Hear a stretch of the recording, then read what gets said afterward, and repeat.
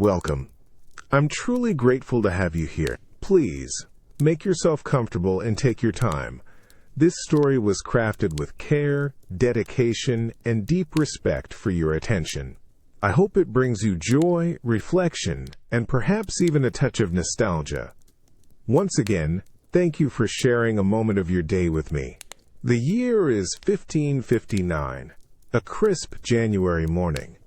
You stand in Westminster Abbey, the ancient stones cold beneath your satin slippers, despite the thick, scarlet carpets. An overwhelming hum of hushed anticipation fills the cavernous space, a blend of rustling silks, suppressed coughs, and the distant, sonorous chanting of the choir. But right now, the most immediate sensation is a shocking, bone-deep ache. Your left arm, extended slightly, trembles under the unexpected, brutal weight of the orb. It's solid gold, heavy as a cannonball, encrusted with so many jewels they feel like sharp, cold eyes pressing into your palm. The intricate filigree is beautiful, yes, but it digs in, an insistent pressure that threatens to cramp your fingers. You feel the massive, jeweled cross on its apex, sharp against the air, a constant reminder of the spiritual burden it represents. This isn't just an object.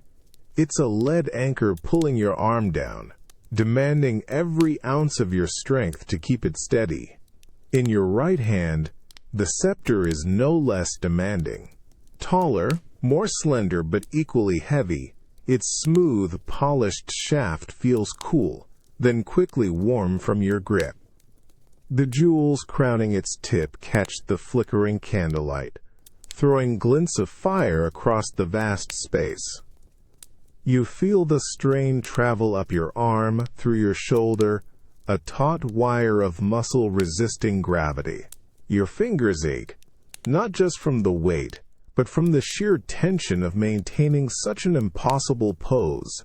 Each breath you take is deeper, more deliberate, almost a conscious effort to steady the slight tremor that wants to run through your entire frame.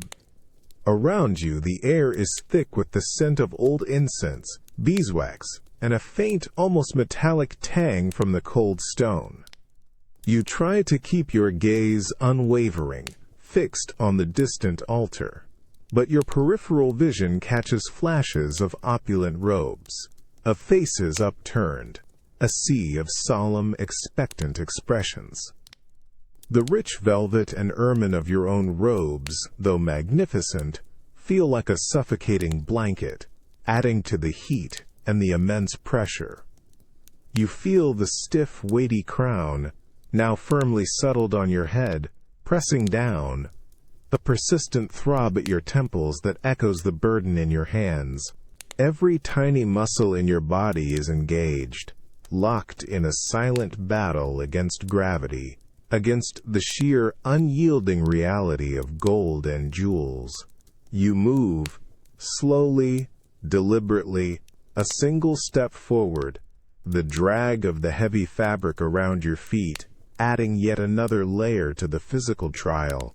This isn't just a ceremony, it's a test of endurance, a profound physical manifestation of the monumental responsibility that now rests, quite literally, in your hands and upon your head. You can feel the eyes of an entire nation on you, each gaze a tiny, additional weight.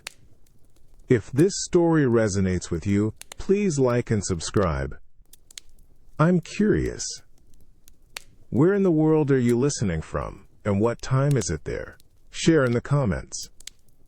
Sometimes, the heaviest burdens are the ones we carry, not just in our minds, but in our very hands, reminding us that power often comes with a palpable, undeniable weight. Still January 1559, in the heart of Westminster Abbey, the air now pulses with a different kind of pressure.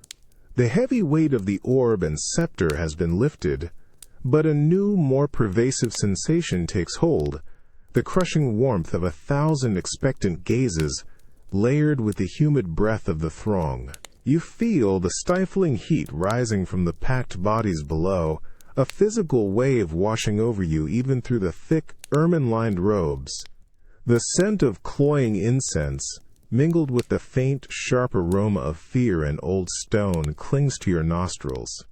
The great hall of Westminster Palace, transformed into a lavish banquet space, now roars with the celebratory din. It's not just a joyous sound. It's a living, breathing entity, a tidal wave of voices, clinking goblets, and the shrill fanfare of trumpets that echoes painfully in your ears. You are seated at the head table, elevated, yet paradoxically, it feels like you're caught in a velvet-lined trap. The chair is gilded and grand, but its hard back offers little comfort. Each movement feels observed, magnified, every gesture a performance under the relentless glare of countless eyes. You reach for the jeweled goblet, your fingers trembling almost imperceptibly as you lift it. The cold metal is a brief, welcome shock against your skin, but the wine tastes flat, metallic, hardly refreshing.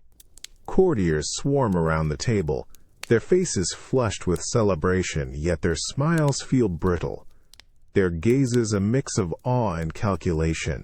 You catch the fleeting look of a privy councillor, his eyes dark, intense, already weighing the future. A quick, almost imperceptible nod from another signals approval, or perhaps just a reminder of the endless expectations. The crown, still heavy, presses down on your brow, a constant throb that pulses with the rhythm of the surrounding noise. You feel the intricate embroidery of your gown scratch lightly at your neck. The stiff fabric a constant reminder of the elaborate costume you now inhabit. Every muscle in your face aches from maintaining a serene, regal expression, a mask of unshakable confidence. Your jaw is tight. You try to swallow, but your throat feels dry, a desert within the opulence. This isn't just a meal. It's another act, a public consumption of power, where every morsel is watched, every sip scrutinized.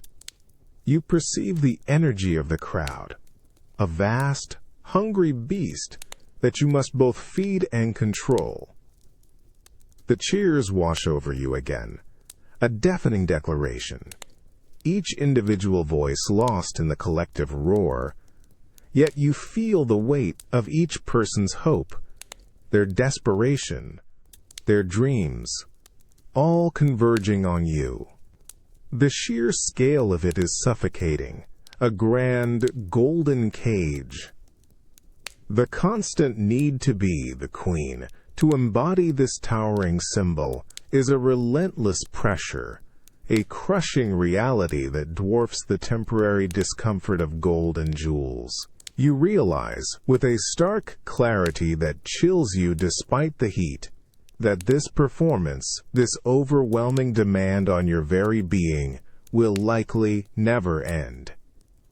A phantom itch blooms on your cheek, just beneath the thick white ceruse.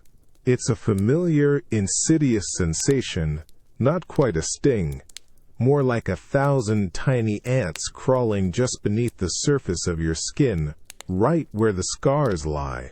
The year is now 1562, and you sit in the Privy Chamber at Hampton Court, a richly appointed room where the scent of polished wood and damp wool hangs heavy, mixed with the faint, sweet perfume of the ladies-in-waiting. Your hand twitches almost imperceptibly, an instinctive urge to scratch, to find that fleeting moment of relief. But you can't. Not here, not ever. You feel the layers of paint on your face. The ceruse and vermilion, thick and unforgiving.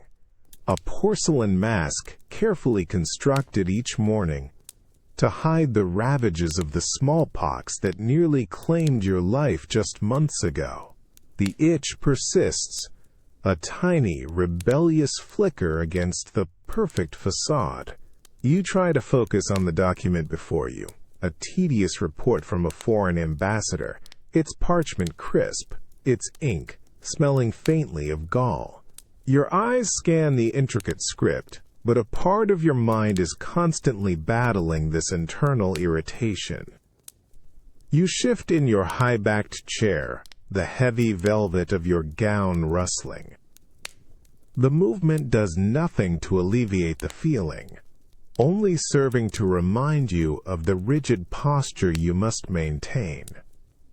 You feel the subtle assessing glances of Lord Burghley across the table, his quill scratching rhythmically on his own papers. He doesn't see the itch, of course. He sees the Queen, composed, formidable. But you feel the prickling heat intensify, a silent scream of discomfort just for you. Your fingers tighten slightly around the silver letter opener you hold, its cool weight a small anchor in the rising tide of annoyance. You bring it up, not to your face, but to tap gently on the edge of the document, a controlled gesture. The smallpox left its mark, not just on your skin, but on your very being. You feel the deep, pitted textures beneath the makeup, a constant, tactile memory of fever, of isolation, of the near-fatal dance with death. It's a physical vulnerability, a raw spot, forever exposed to your own touch, even if hidden from the world. A sudden sharp breeze whistles through a crack in the leaded glass window, stirring the tapestries on the wall, and you feel a fleeting coolness against your hidden scars. It's a momentary respite, quickly gone, leaving the itch to resurface with renewed vigor, a constant, nagging reminder of fragility beneath the impenetrable shell of monarchy. You suppress a sigh, straightening your back, your jaw tight. The mask holds. The performance continues, even as your own skin rebels. You realize that sometimes the greatest battles are fought not on fields of green, but within the confines of your own skin, against an enemy that no crown or scepter can defeat. You wake in your bedchamber, the first light of dawn barely piercing the heavy brocade curtains, and the first thing you feel is the subtle, stiff pull of your skin. It's not the deep itch from yesterday, but a pervasive dryness, a sensation of something brittle stretched tight across your cheekbones and forehead. This is the mask you wear, not just of authority, but of perfect skin, meticulously applied, day after endless day, since the smallpox left its cruel etchings. You rise, your hand instinctively reaching up to gently touch your jawline, feeling the unnerving, powdery texture of the ceruse beneath your fingertips. It's a second skin, chalk white and impenetrable, designed to erase every trace of vulnerability. You catch your reflection in the polished silver mirror on your dressing table. The image staring back is stark, almost spectral, a flawless alabaster facade with lips stained a vivid crimson. But as you turn your head slightly, you notice it. A hairline crack, a whisper of a fissure, near the corner of your eye where the makeup hasn't quite held. A tiny betrayal of the underlying texture. A cold dread washes over you. You lean closer, your breath fogging the metal. It's barely visible, a mere thread, but to you, it feels like a gaping chasm, threatening to expose the very imperfections you work so tirelessly to conceal. You feel the frantic beat of your pulse in your ears. The scent of rosewater and lavender, usually soothing, now seems cloying, trapping you in this meticulous deception. You can almost feel the eyes of your court, the foreign ambassadors, the watchful gaze of a kingdom, all scrutinizing this fabricated perfection. One of your ladies-in-waiting, Mary, approaches with a basin of warm water and a fresh cloth. Her movements are soft, practiced. You meet her gaze. A quick, almost imperceptible flicker of understanding passing between you. She sees the crack. You know she does. Even if she offers no sign of recognition beyond a gentle dip of her head. It's a shared secret, a constant, silent battle against the erosion of the mask. You feel the subtle tightening of your own jaw, the effort to maintain composure, even in this private moment. You watch as Mary carefully dabs a tiny amount of fresh white paste onto a brush, her touch feather-light as she smooths over the offending mark. The new layer feels cool, then quickly dries, sealing the breach. But the feeling of that brief, terrifying exposure lingers. You perceive the delicate scent of the new paste, a faint, almost metallic aroma that mixes with the perfumes. The mask is restored, the illusion intact, at least for now. Yet, you carry the knowledge of its fragility, the constant vigilance required to maintain the flawless image. You understand that this porcelain face, while shielding your physical scars, also hides the deeper truth of your constant, unspoken fight against the relentless gaze of the world, and the unyielding pressure to be everything to everyone. The year is 1565. You step into the Privy Council chamber at Whitehall, and the air hits you first. It's a thick, oppressive mixture of old parchment, stale pipe smoke, and something far more visceral. The unmistakable, acrid scent of unwashed bodies, compounded by too much rich food and barely contained anxiety. It clings to the heavy tapestries, saturates the velvet of the chairs, and stings at the back of your throat. You move to your place at the head of the long, polished oak table. The wood feels cool beneath your fingertips for a moment, a fleeting respite from the stifling atmosphere. Your eyes sweep across the faces of your most trusted advisors. Lord Burghley sits to your right, his brow furrowed, a faint sheen of sweat on his skin. Robert Dudley, on your left, shifts in his seat, his gaze intense, perhaps too intense. You perceive the subtle tension in the room, a palpable undercurrent of unspoken arguments and simmering resentments. A heavy tome of legal documents lies open before you, its pages brittle, smelling faintly of age and dust. You rest your hand on it, feeling the rough texture of the paper. You try to focus on the detailed reports, on the endless petitions, but the cloying smell is a constant distraction, a raw, almost physical presence.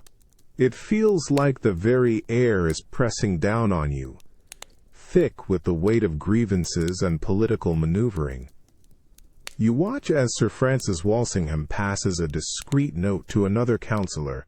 Their eyes meet briefly, a silent exchange that speaks volumes of plots and counterplots unfolding just beyond your immediate grasp. You feel the subtle tightening of your jaw, the effort to maintain your outward composure, the Queen's serene authority, even as your senses are assaulted. Your throat feels dry, a desperate need for fresh air. One of the councillors clears his throat loudly, a harsh, grating sound that cuts through the low murmur of the room, drawing all attention. You feel the collective shift in posture, the slight adjustments as everyone prepares for another round of debate, another attempt to sway your judgment. The air seems to thicken further, laden with unspoken demands and veiled suggestions. You catch the glint in a minister's eye, a flicker of ambition, perhaps even defiance. This chamber, meant for governance, often feels more like a pressure cooker, a place where the scent of ambition and fear is as pungent as the unwashed wool and stale breath. You realize, with a weary certainty, that the true battles of a monarch are often fought not with swords, but in these claustrophobic rooms, against the invisible forces of human nature, where even the air itself can feel hostile and overwhelming. The year is now 1568. You step into the vibrant, crowded Long Gallery at Greenwich Palace, and a wave of scent washes over you, thick and potent. It's the expensive, cloying aroma of civet and musk, blended with rosewater and lavender, an intoxicating perfume designed to cloak the reality of too many bodies in too small a space. But beneath this lavish veneer, you perceive something else, a faint, almost metallic tang, like old blood, or the cold sweat of fear. It makes the back of your throat tighten, an immediate signal of unease. Your gaze sweeps across the brilliant tapestry of courtiers and ambassadors who throng the gallery, their rich velvets and silks rustling like dry leaves. Each face, impeccably powdered, smiles, bows, or curtsies as you pass, a practiced, deferential choreography. Yet, you feel a sharp, piercing scrutiny in every glance, a cold, calculating assessment. You catch the fleeting, overly eager eye of Lord Norfolk, then the quick, almost imperceptible exchange between two ladies-in-waiting who turn their heads a fraction too swiftly, their whispered words dying on their lips. You feel the hairs prickle on the back of your neck. Is it adoration you see, or ambition, loyalty, or a cunning calculation of power? The polished oak floor gleams underfoot, reflecting the ornate ceilings in distorted, shimmering pools. For a fleeting moment, you feel like a fly caught in an elaborate, golden web. Every tap of your satin slipper on the floor, every adjustment of your stiff ruff, amplified in this charged atmosphere. You perceive the low hum of conversation that instantly silences as you draw near, only to resume, like the buzzing of 1,000 trapped insects, the very moment you pass. What are they truly speaking of? Of you? Of your supposed weaknesses? Of rivals, both foreign and domestic? The air, thick with perfume, feels heavy, almost suffocating, each breath a conscious effort against the perceived weight of their collective thoughts. You lift your hand, your fingers adorned with rings, to touch the cool, smooth surface of a passing marble pillar, a brief anchor in the swirling current of watchful eyes.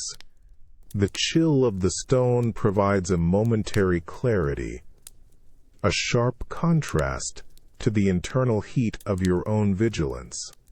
You feel the constant, subtle tension in your shoulders, a readiness for something to break the polite facade, for a hidden hand to reveal itself. The distant, rhythmic creak of a boat on the Thames, usually a soothing sound, now seems like a coded message, a secret being passed just beyond your hearing. Later, in your private chambers, the pervasive scent of the palace still clings to your robes, an invisible shroud. You sit by the window, gazing out at the darkening river, and even the whisper of the wind through the glass feels imbued with clandestine meaning. You press your fingertips to your temples, feeling the faint, persistent throb of a headache that has become a constant companion. The paranoia is not just a thought, it's a physical sensation, an enveloping fog that distorts every smile, every gesture, every pleasant scent. You realize that in this golden cage, surrounded by those sworn to serve, the most dangerous enemy might be the one you can't see, the one masked by a pleasant perfume, hiding in plain sight. It is a lonely burden, this crown of suspicion, heavier than any physical gold. The year is 1554.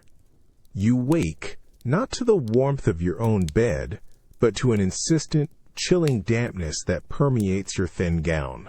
The air is heavy, still, and smells of old mortar, mildew, and an indescribable metallic tang that reminds you of iron and despair.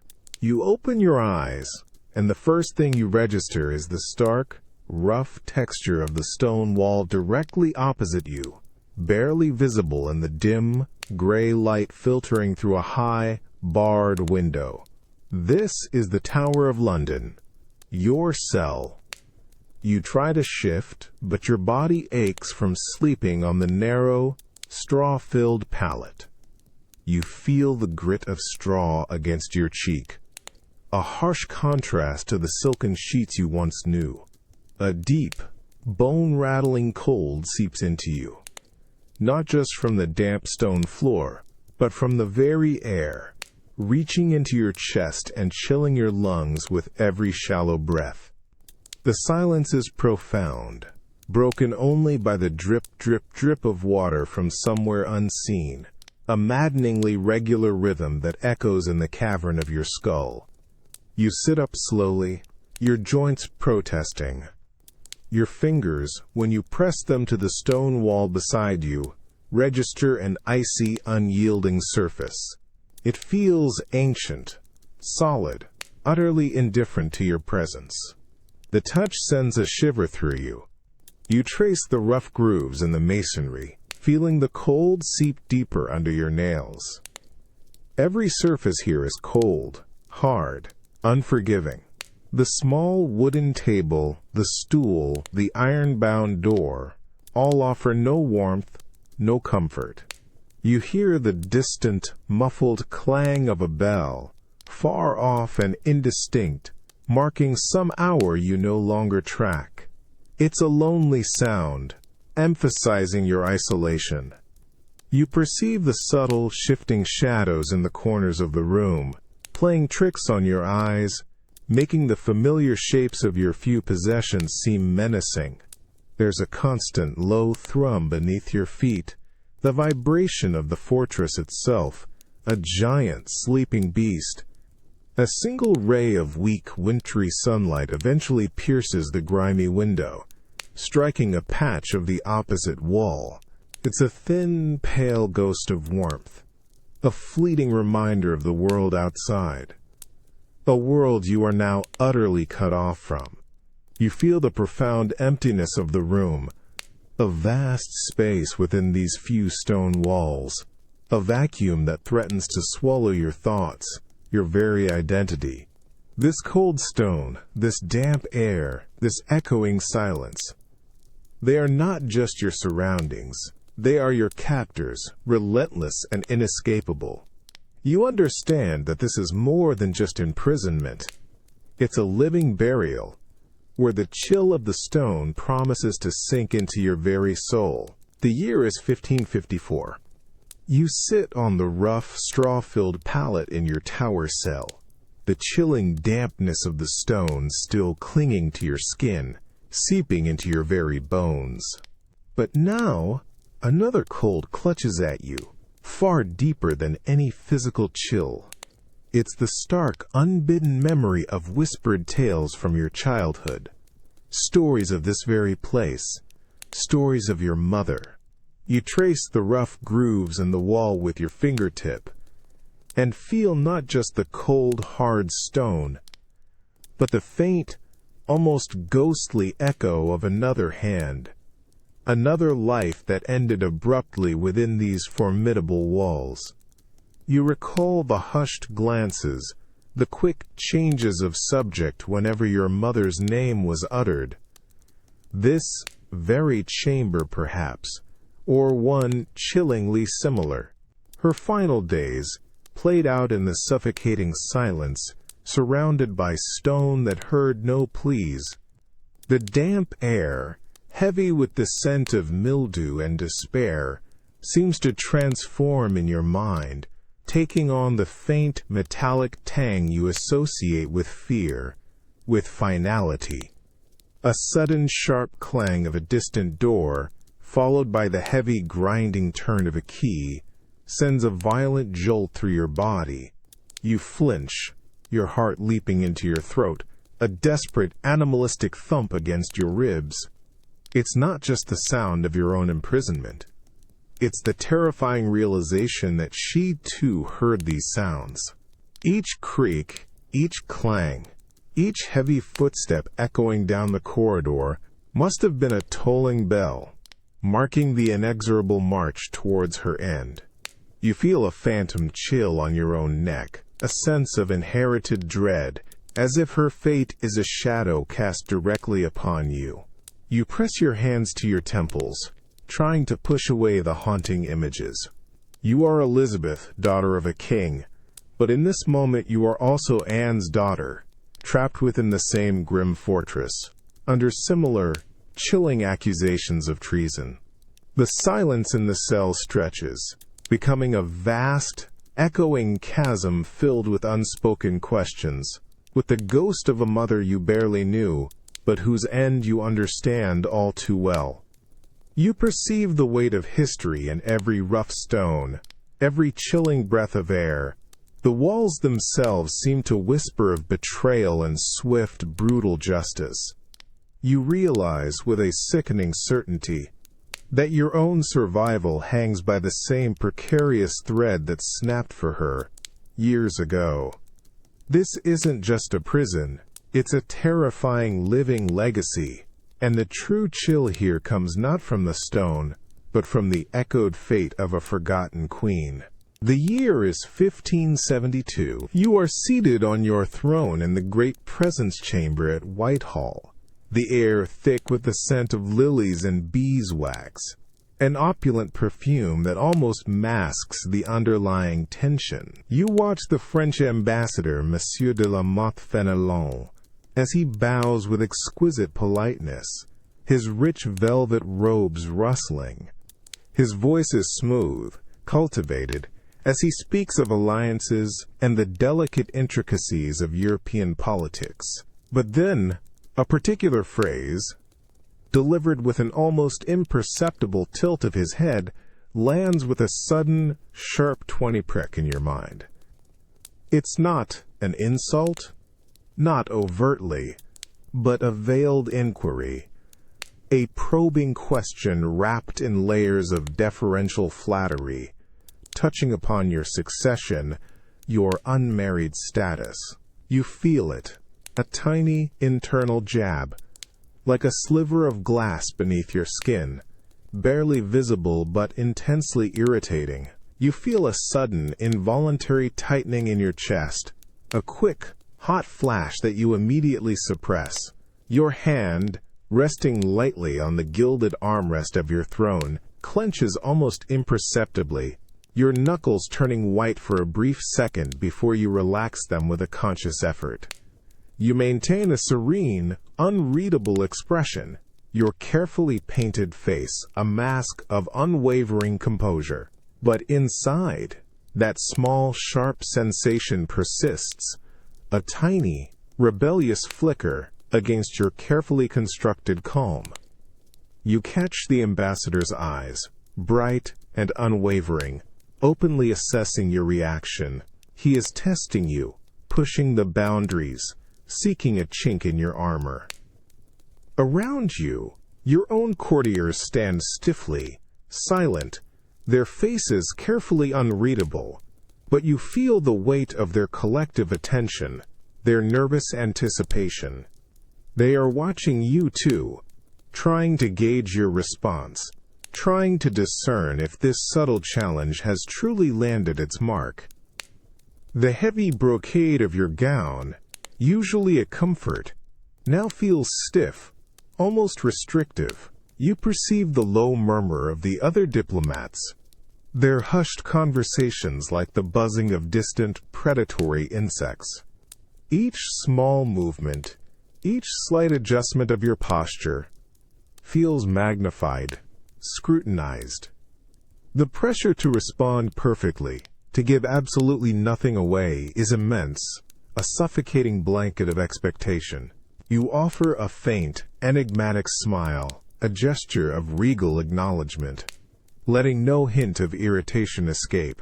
Yet, The ghost of that diplomatic thorn still pricks at your consciousness, a constant, nagging reminder that even in the grandest chambers, surrounded by ceremony, danger lurks in the most polite of words.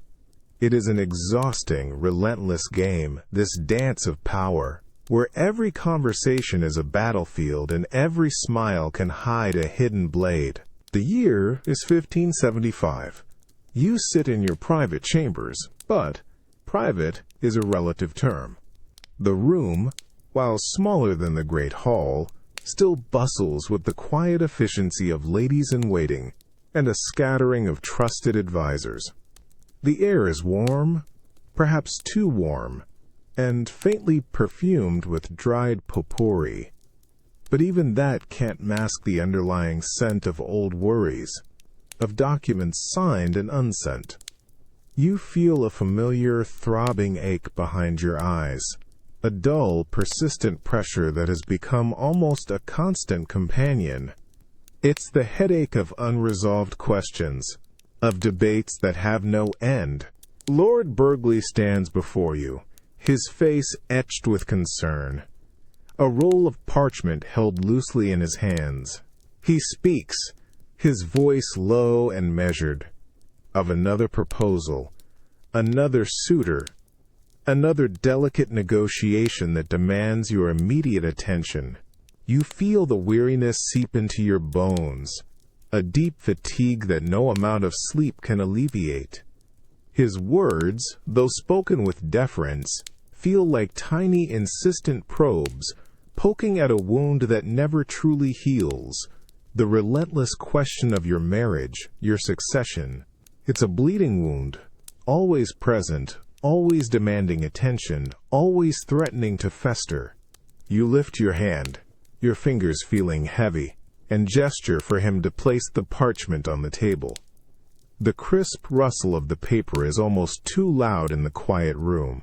You avoid his direct gaze, not out of weakness, but from an overwhelming exhaustion with the conversation itself.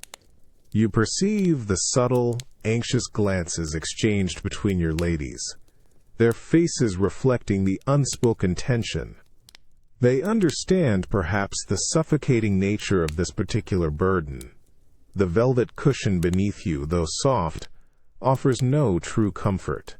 You feel the restrictive embrace of your stiffly embroidered gown, the heavy fabric pressing against your chest, making each breath feel shallow. Every argument for marriage, for stability, for an heir, for alliances, is a fresh application of salt to that old wound. You've heard them all, hundreds of times, in a dozen different tongues, from a score of hopeful princes.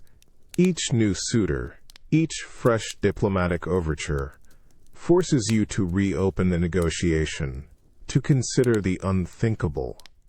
You've mastered the art of polite evasion, of strategic indecision, but the mental cost is immense. You press your fingertips to your temples, feeling the throbbing pain intensify. The constant pressure to marry, to produce an heir, to secure the future of the realm, is a burden that weighs more heavily than any crown. It is a wound that you must constantly dress, constantly tend to, yet can never truly heal, for the very act of healing would mean surrender, the forfeiture of your hard-won independence. This unending debate, this eternal expectation, becomes the very air you breathe, a suffocating demand for a part of you that you cannot, or will not, give. The year is 1588. You ride a magnificent white horse across the marshy fields of Tilbury, the wind whipping at the feathers in your helmet. But it's not the wind that assaults your senses first. It's the roar. A deafening, visceral wave of sound washes over you, rising from thousands of throats. It's a primal, booming noise, a mix of cheers, shouts, and the clatter of weaponry, vibrating through the ground and up into your very saddle. The smell of sweat, fear, and damp earth is thick in the air, overlaid with the sharp tang of metal from the countless pikes and swords. You feel the powerful rhythm of your horse's hooves thudding beneath you, a steady, reassuring beat against the chaos. Your armor, though light, feels cool and unyielding against your skin, a symbolic shell protecting your aging body. You grip the reins, feeling the coarse leather in your gloved hands, your gaze sweeping across the vast expanse of your assembled army. They are a sea of eager, anxious faces, a mixture of hardened soldiers and raw recruits, all looking to you. The roar surges again, a single, unified voice of defiant loyalty, and you feel it resonate deep within your chest, a powerful current of connection. This isn't the polite applause of the court. This is the raw, untamed heart of England, laid bare and offered up to you. You perceive the individual faces in the crowd, their eyes wide with anticipation, their mouths open in shouts of allegiance. A young soldier, barely a man, catches your eye, his face smudged with dirt, his expression a fierce blend of hope and fear. You offer a small, almost imperceptible nod, a direct acknowledgement that travels through the roaring throng. The sun, low in the sky, casts long shadows across the camp, making the distant tents seem like watchful giants. You feel the tremor in the ground as men shift, their weapons clinking, a symphony of readiness. The air, though damp and cool, crackles with an almost electric energy. You lift your gauntleted hand, a simple gesture, and the roar for a moment subsides, leaving an expectant hush. Only the wind and the distant cries of gulls can be heard. You feel the weight of every gaze, every expectation, every life entrusted to you. This is the moment, the pivotal point. The smell of the salty Thames, carried on the breeze, reminds you of the Spanish ships just beyond the horizon, of the looming threat. You take a deep breath of the cold air filling your lungs, bracing yourself. This is where you become something more than queen. You become the very spirit of England, and the roar of the crowd, rather than overwhelming, becomes a potent, terrifying wellspring of courage. You are, in this moment, both the most vulnerable and the most powerful woman in the realm. The year is 1588. You stand before your assembled army at Tilbury, the fading light of the day casting long, dramatic shadows. The thunderous roar of their cheers has now quieted, replaced by an intense, expectant silence. You feel the cool, solid weight of your breastplate against your chest, a custom-made piece of silvered steel, designed to signal strength and leadership. It's light, yes, but undeniably metal, a hard barrier between your physical body and the raw, surging emotion of this moment. You look out at the thousands of faces, row upon row of men, their pikes glinting in the dim light. They are ready to fight, to die, for you, for England. You feel the enormity of that trust, that vulnerability, and a fierce, protective love swells within you. This isn't just a political act. It's a profound connection, a shared destiny. Your gloved hand, still resting on your saddle, feels the subtle vibration of the horse beneath you, a living, breathing creature sensing the tension in the air.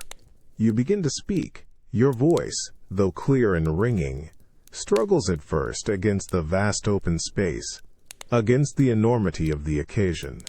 You feel the words form on your tongue, a carefully crafted message.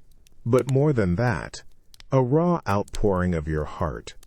You feel the armor, not just on your chest, but around your entire being. The decades of stoicism, of calculated diplomacy, of guarding your true feelings. But now, in this moment of supreme national peril, you choose to shed some of that invisible armor. You declare your love for them, your people, your country. You speak of having the heart and stomach of a king, a declaration that echoes with a power that transcends gender, tradition, and expectation. You feel the words reverberate through the crowd, a palpable shift in their collective spirit. Heads nod, eyes glint with renewed resolve, and a low murmur of appreciation ripples through the ranks. The scent of damp earth and the distant sea suddenly seem sharper, clearer, imbued with the significance of their shared future. You gesture with your hand, a sweeping arc over the vast assembly, a silent promise of solidarity. You perceive the shift in the soldiers' stances, a renewed squaring of shoulders, a firming of grips on their weapons. The cold metal against your chest, once a mere symbol, now feels like a shield, not just protecting you but binding you to them, a shared vulnerability and strength. This armor, this declaration, is a paradox, a physical barrier that, paradoxically, allows you to open your heart to a degree you rarely permit. You realize that sometimes, to truly connect, to truly lead, you must first acknowledge the raw, beating heart beneath the steel, and allow others to see it, even if just for a fleeting, powerful moment. The year is 1590. You sit at the high table in the banqueting house at Whitehall, surrounded by the clatter of silver platters and the murmur of courtiers. The air thick with the rich scent of roasted meats, sweet wines, and expensive perfumes. But your attention is drawn, with an almost agonizing intensity, to the small, tense drama unfolding just before you. Your personal taster, a young, usually jovial man named Thomas, is serving you a delicate piece of pheasant. You watch his hand tremble ever so slightly as he extends the silver fork towards you. He has already taken a bite from the same platter. A ritual performed for every dish, every sip. You feel your own stomach clench in a visceral response, a cold knot forming deep within you. It's not just the knowledge of the danger. It's the asterisk taste of his fear, a bitter metallic tang that seems to transfer through the air, overriding the rich aromas of the feast. You watch his face, carefully. His eyes, usually bright, are shadowed, a faint sheen of sweat on his brow despite the cool evening air filtering through the high windows. He tries to offer a reassuring smile, but it falters. A thin, forced grimace. You perceive the slight quiver of his lower lip, the shallow, quick breaths he takes. He stands utterly still, his gaze fixed on you, awaiting your move, awaiting the signal that the food is safe. The seconds stretch, agonizingly long, filled with the clinking of cutlery from the other tables, a hollow sound against the silence of your own immediate space. You feel the heavy velvet of your gown, a suffocating weight around you. Your own heart beats a little faster, a nervous flutter against your ribs. You know the history, the plots, the constant threats that swirl around you, invisible yet ever present. This taster, this young man, is a shield, a living barrier between you and 1,000 unseen enemies. His very existence, his daily ritual, is a stark, chilling reminder of the precariousness of your position. You slowly reach out, your fingers, adorned with rings, touching the cool silver of the fork. You take the piece of pheasant, your eyes still locked with Thomas's. He lets out an almost imperceptible breath, a tiny exhalation of relief. You bring the food to your lips, the savory taste of the bird now tinged with that phantom bitterness, that underlying current of dread. You chew slowly, deliberately, acutely aware of the precious minutes ticking by. The meal, meant for pleasure, is transformed into a grim testament to survival, where every bite is a gamble, and the taste of fear is the strongest flavor of all. You understand that this is the price of a crown. To live constantly on the edge, trusting implicitly, yet always suspecting, always tasting the ever-present threat. The year is 1590, late in the evening. The grand feast in the banqueting house has long ended, but the residue of its opulence lingers in the air, a heavy mix of spent candle wax, stale wine, and the cloying sweetness of forgotten spices. You sit alone now in your private chamber, the fire in the hearth casting dancing shadows on the walls. The rich food you consumed earlier feels like a leaden weight in your stomach, not from indulgence, but from a persistent, gnawing unease. You hold a half-eaten candied plum in your hand, its sticky sweetness almost lost to your senses. You didn't finish it, or any of the dishes, really. Each bite had been a conscious act, a deliberate gamble. Even now, hours later, you feel a faint metallic aftertaste on your tongue, not from the food itself, but from the shadow of suspicion that accompanies every meal. It's the taste of potential poison, a phantom sensation that never truly leaves you. You close your eyes, pressing your thumb and forefinger into the bridge of your nose, feeling the dull ache settle behind your eyes. You recall the image of your taster, Thomas, his strained smile, the careful, almost prayer-like way he watched you. You perceived the small beads of sweat on his forehead, his anxious swallow after he tasted your wine. He is a loyal man, a good man, but even loyalty cannot prevent an enemy's cunning. The very act of eating, a basic human need, has become a terrifying ritual. You slowly open your eyes, looking at the remains of your supper on the small table before you. The delicate pastries, the rich sauces, the glistening meats. They no longer look appealing.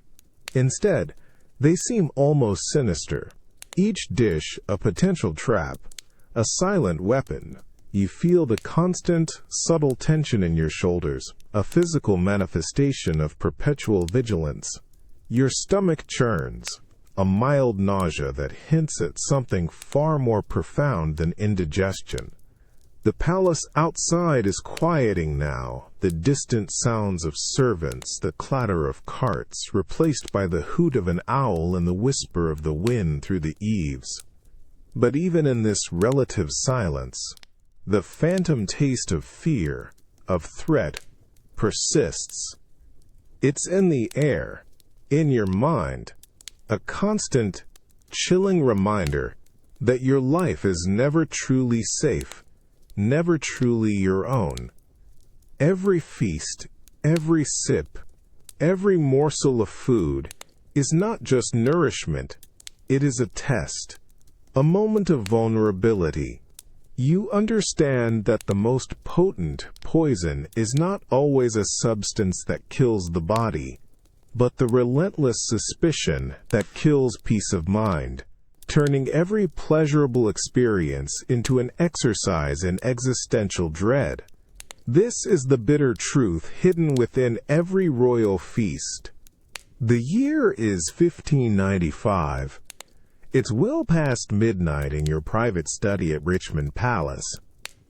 The vast, opulent chamber, usually bustling, is now eerily silent, save for the insistent rhythmic scratch of your quill against parchment. The air is cool, heavy with the scent of old paper, lamp oil, and the sharp, almost metallic aroma of freshly inked letters.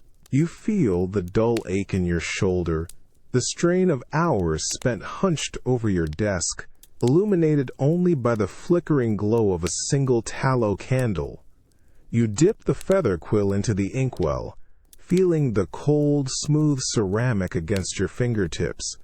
The ink is thick, almost viscous, and smells faintly of gall. Then the rhythmic scratch, scratch, scratch resumes, a relentless sound in the profound stillness of the night. It's a lonely sound, echoing your solitary task. Each stroke of the pen, each meticulously formed letter, carries the weight of a nation. These are not idle scribbles. They are decrees, strategies, replies to demanding ambassadors, orders that will shape the fate of thousands. You perceive the subtle shadows dancing on the high, beamed ceiling, cast by the flickering flame. Your eyes, strained from the dim light and hours of reading, burn slightly. You feel the rough texture of the parchment beneath your hand, the cool, dry paper, a constant physical presence. You run your free hand over your brow, feeling the faint, sticky residue of the ceruse, the mask you wear even in your solitude, a habit ingrained over decades. A gust of wind rattles the leaded panes of the window, a sudden, sharp noise that makes you pause, quill held aloft. You listen, the silence rushing back in, amplifying the steady beat of your own heart. Is it just the wind? Or a restless sentry? A shifting shadow? Another reminder of the constant dangers that stalk the throne, even in the dead of night? You try to dismiss the thought, but the seed of unease is already planted. You return to your task, the scratch of the quill resuming its solitary cadence. You feel the profound sense of isolation, of responsibility. No one else can pen these words, make these decisions. Your mind races, weighing consequences, considering every possible angle, every hidden agenda. This is the true work of a monarch, often unseen, unthanked, pursued in the lonely hours when the world sleeps.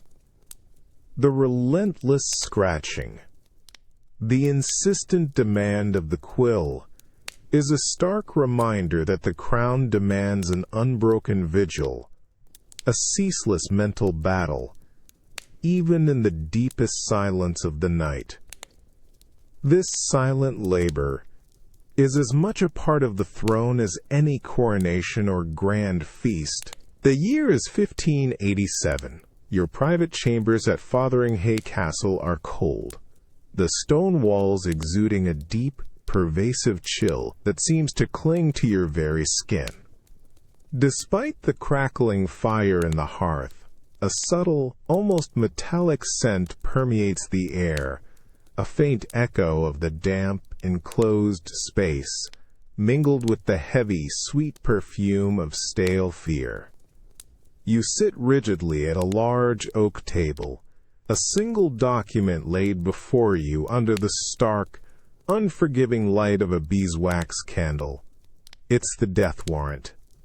Your signature, boldly inscribed, stands out against the parchment, a stark, black declaration. You feel the rough, cool paper beneath your fingertips, its texture almost abrasive.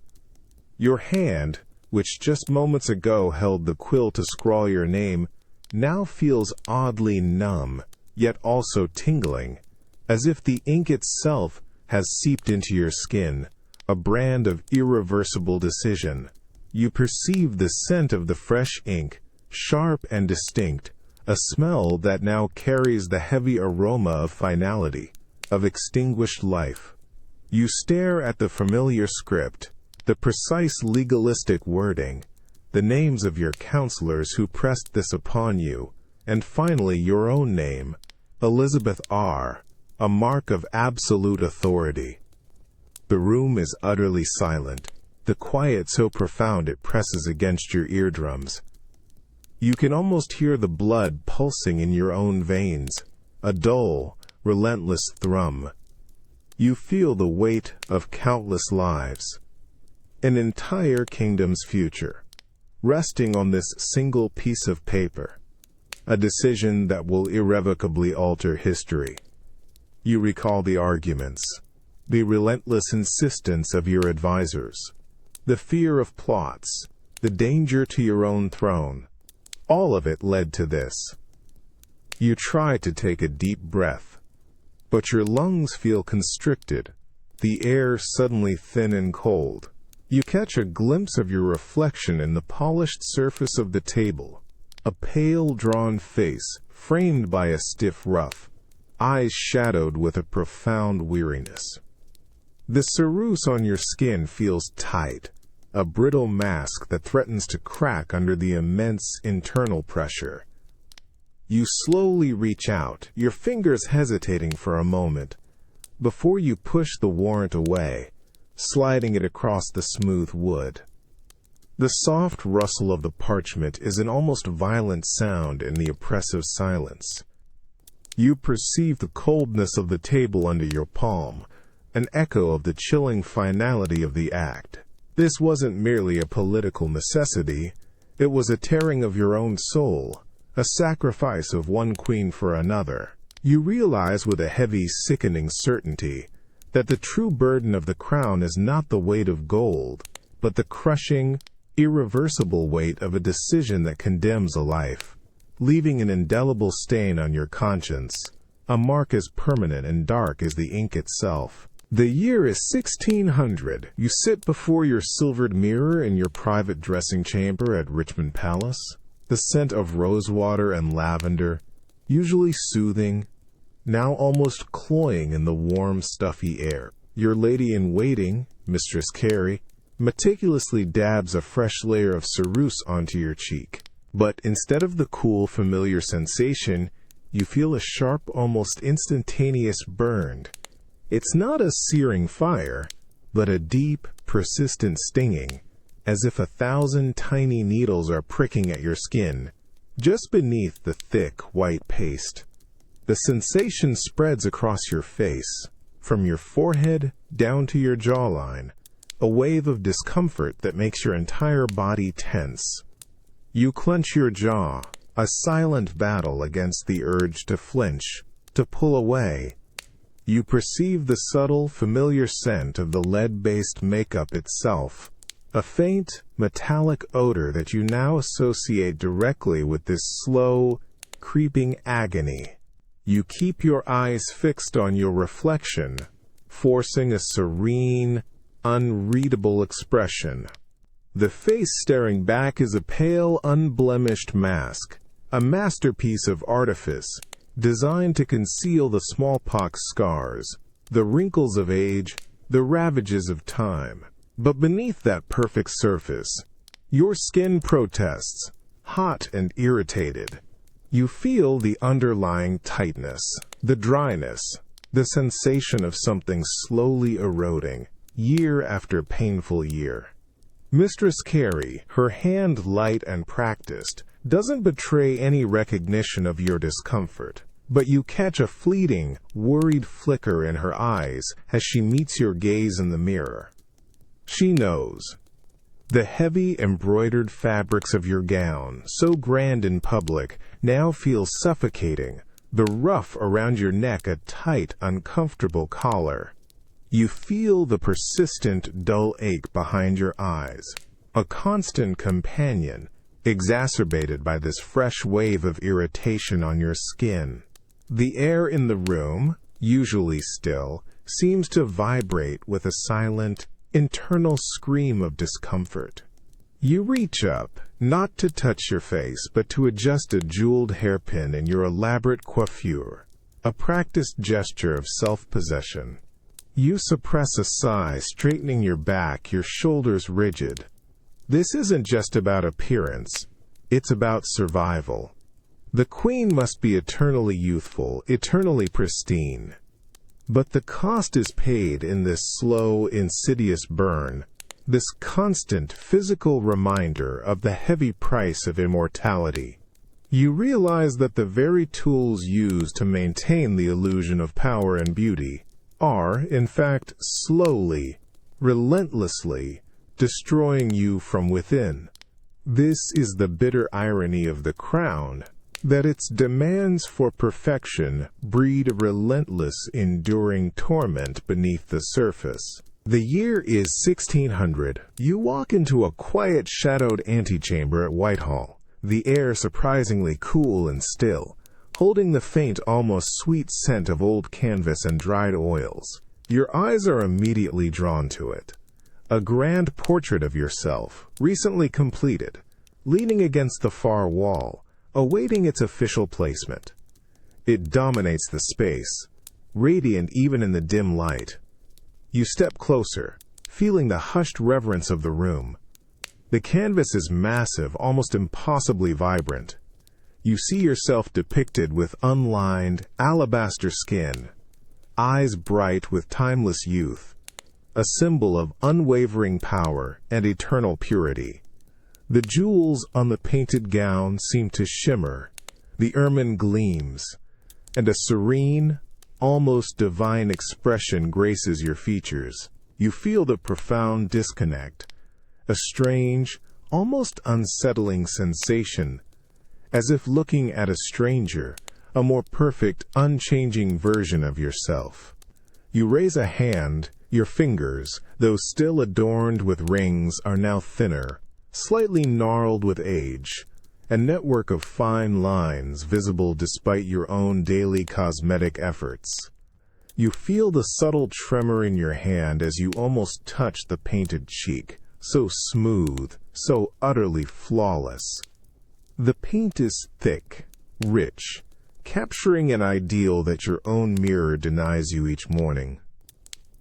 The lead-based ceruse you wore yesterday, still subtly irritating your real skin, makes your actual face feel tight, tired, a stark contrast to the effortless perfection on the canvas. You perceive the silent judgment of this painted self, a perpetual, unyielding expectation. This is the Virgin Queen, the unaging monarch, the impenetrable symbol of England. You are not just looking at a picture. You are confronting the very myth you have painstakingly constructed, a myth you must inhabit, day after arduous day. The silence in the room is broken only by the soft rustle of your heavy silk sleeves as you shift your weight, a physical reminder of the living, breathing, aging woman beneath the robes. You feel a flicker of pride, yes, at the power of the image, at its enduring strength. But beneath that, a profound weariness settles in. Heavy as the canvas itself. To be this perfect, this ageless, on a canvas is one thing. To embody it, to perform it, for an entire nation for decades is another. You realize that this portrait is both your greatest triumph and your heaviest burden. A frozen moment of ideal youth that you, the living woman, can never truly escape, forever chasing the impossible perfection of your own painted ghost. The year is 1602. You sit aboard the royal barge, gliding along the Thames, the biting autumn wind whipping strands of gray hair across your face. The air is damp, carrying the familiar, slightly acrid scent of river water and stale fish from the docks. Your hands, gloved against the chill, rest on the ornate, carved railing of the barge. You feel the constant, subtle vibration of the wooden vessel beneath you, the rhythmic dip and rise with each stroke of the oars. But as the barge rounds a particularly sharp bend, buffeted by a stronger current, you hear it. A faint, unsettling creak, followed by a series of tiny, sharp splinters of sound from the wooden hull beneath your feet. It's not a loud crack, not yet, but a subtle, alarming protest from the ancient timbers. You feel a momentary tremor run through the floorboards, a barely perceptible shift that sends a jolt of unease through you. The polished, painted wood, so grand and solid to the eye, suddenly feels fragile, vulnerable. You grasp the railing tighter, feeling the coarse grain of the carved wood against your gloved fingers. You gaze out at the river, its surface choppy and gray, reflecting the overcast sky. The familiar skyline of London, usually a comforting sight, now seems distant, almost spectral through the damp haze. You perceive the rhythm of the oarsmen, their strong, synchronized strokes, a reassuring constant against the unsettling sounds of the boat. Yet, the subtle splintering persists, a tiny, insistent whisper of decay.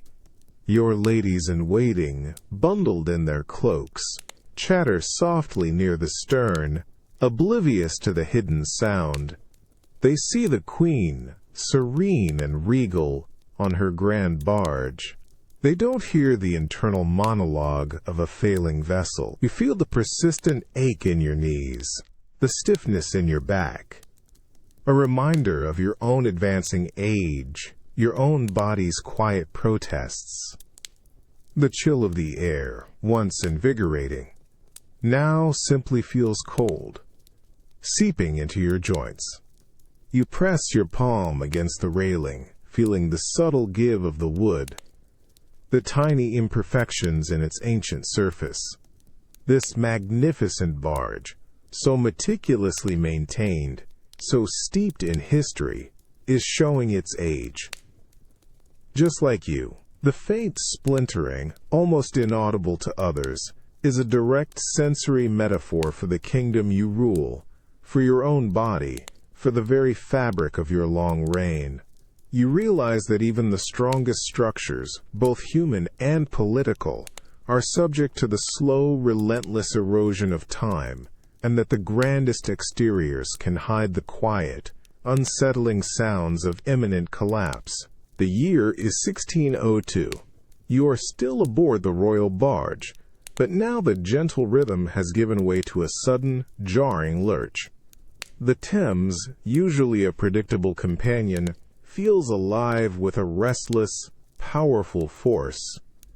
A cold spray of river water suddenly splashes your cheek, sharp and surprisingly bracing against your aging skin. The familiar scent of damp wood and river mud now seems wilder, colder, a primal force against the carefully orchestrated journey, and the salty taste of the water lingers on your lips, a bitter tang. You feel the heavily carved wooden deck tilt violently beneath your slippered feet, a sudden, unexpected roll that sends a jolt of alarm through your entire frame. You instinctively grasp the ornate railing, your gloved fingers digging into the cold, damp wood, the rough grain biting subtly at your leather.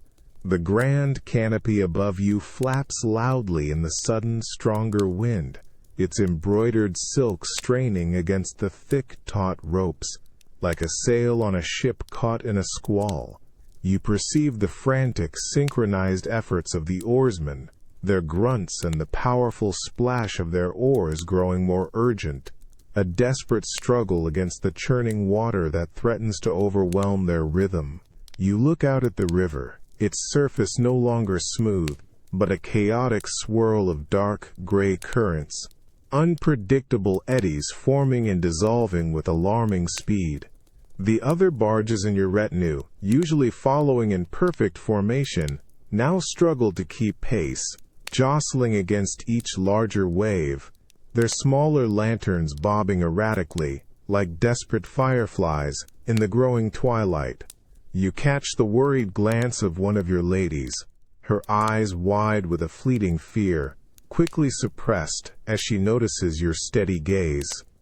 No one dares speak, but the tension is palpable, a silent thrum of shared anxiety vibrating through the very timbers of the vessel. You feel the immense weight of your heavy, ermine-lined robes shift precariously with each unpredictable lurch, a physical manifestation of the instability that feels both external and deeply internal. The meticulous control you have maintained for decades over yourself, over your court, over your kingdom, feels momentarily stripped away by this raw, untamed force of nature. This is not the measured pace of a royal procession. This is the relentless, indifferent power of the Thames, mirroring the treacherous political currents, the profoundly uncertain future of a monarch in her twilight years, who feels the world itself tilting on its axis. The sudden, violent rocking eventually subsides, replaced by a slower, more deliberate sway as the oarsmen regain their command. But the memory of that brief, terrifying loss of control lingers, a cold knot in your stomach. You realize that even a queen, in all her majesty, is ultimately at the mercy of forces greater than herself, and that the illusion of absolute command can be shattered in a single unpredictable moment, leaving only the stark, chilling reality of the powerful current beneath her. The year is 1602. You are walking through a long, high-ceilinged corridor in Whitehall Palace, the grand architecture now feeling more cavernous than comforting. The air is still, heavy with the lingering scent of old tapestries and beeswax. But then, without warning, a sudden, sharp draft whips around the corner, striking your exposed neck and wrists. It's an insistent, bone-chilling gust, cutting through the layers of your velvet gown, instantly raising goosebumps on your skin. The air tastes faintly of dust and damp stone, a bitter, cold tang. You instinctively pull your heavy robes tighter around you, your gloved fingers fumbling with the fabric. The rich, embroidered material, usually a source of warmth, now feels like a thin barrier against the insidious cold that seems to seep into your very bones. You feel the persistent ache in your knees, a familiar complaint of age, intensify with the chill. Your pace, usually steady and regal, becomes slower, more deliberate, almost a shuffle against the relentless drag of the gown. The corridor stretches endlessly before you, lined with portraits of your ancestors, their painted eyes seeming to follow your slow progress in the dim, flickering light of the sconces. The vast space, usually bustling with courtiers and servants, is now eerily quiet, amplifying the soft rustle of your robes and the hollow echo of your own careful footsteps. You perceive the subtle sway of a tapestry near a tall, leaded window, a telltale sign of another hidden draft, another weakness in the ancient structure. You reach up, your fingers stiff, to touch your cold cheek. The ceruse, still thick and smooth, feels oddly fragile against the internal cold. Your breath, when you exhale, forms a faint, misty cloud in the colder pockets of air. This isn't just the cold of a winter evening. It feels like the cold of time itself, seeping into the very foundations of the palace and into your own long-lived body. You catch the fleeting glimpse of a servant hurrying past, their youthful energy, a sharp contrast to your own weary progress. Their hurried steps a stark reminder of the world that continues without pause. You pass a heavy, oak door, its iron hinges groaning softly as the draft pushes against it. The sound is mournful, echoing your own profound sense of weariness. This grand palace, once a vibrant stage for your power, now feels like a vast, cold shell, its empty spaces filled with the ghosts of decades past and the chilling promise of solitude. You realize that even in the heart of your own home, surrounded by the remnants of greatness, the insidious cold of time and isolation can penetrate the thickest walls and the most royal of robes, a constant, chilling reminder that nothing, not even a queen, can truly escape its grasp. The year is 1602. You are in your private bedchamber at Richmond Palace, the grand space now reduced to intimate shadows. The air is still, heavy with the faint, sweet scent of dried roses, but an undercurrent of something else, something stale and cold, begins to creep in. The last candle on your bedside table sputters, its flame dwindling to a tiny, desperate beacon. You feel the sudden, subtle chill as the light fades, the warmth it once offered slowly retreating, leaving your skin with a cool, almost clammy sensation. You sit upright in your massive, canopied bed, the heavy velvet hangings around you, feeling more like a shroud than a comfort. The profound silence of the room is almost deafening, broken only by the rhythmic tick of an unseen clock from a distant hall, and the occasional, unsettling creak of the ancient timbers settling. You perceive the utter emptiness around you, the absence of the bustling court, the whispers of ladies in waiting, the comforting presence of a guard. Now, there is only you. Your eyes, tired and strained, are fixed on that struggling flame. You watch it, almost willing it to hold on, to defy the encroaching darkness. It flickers wildly, a brief, defiant dance, before sinking lower, casting long, distorted shadows that stretch and twist across the rich tapestries on the walls. You feel the dull ache in your back, the stiffness in your old bones, a physical manifestation of the immense weariness that has settled deep within you. Your fingers, gnarled with age, clutch at the thin linen sheet, its coolness a stark contrast to the internal heat of your fading life. You reach out slowly, your hand trembling almost imperceptibly towards the dying light. You want to touch it, to hold on to its last vestiges of warmth, but you pull back. The scent of burnt wax is now stronger, a final, poignant exhalation from the dwindling wick. You perceive the utter finality of the candle's struggle, its inevitable surrender to the darkness. The room grows colder, the shadows deeper, and the silence amplifies, becoming a vast, echoing chamber for your thoughts. This fading light, this profound solitude, is a mirror to your own lengthy reign, your long, solitary journey. You realize that after decades of constant performance, of being the indomitable queen, this is the truth of your existence. Alone in the quiet dark, watching the last flame flicker. The weight of this loneliness is heavier than any crown, more chilling than any draught, a profound, undeniable truth revealed in the dying glow of a single candle. The year is 1570. You sit on your throne in the great hall of Whitehall, surrounded by the usual opulent clamor of the court.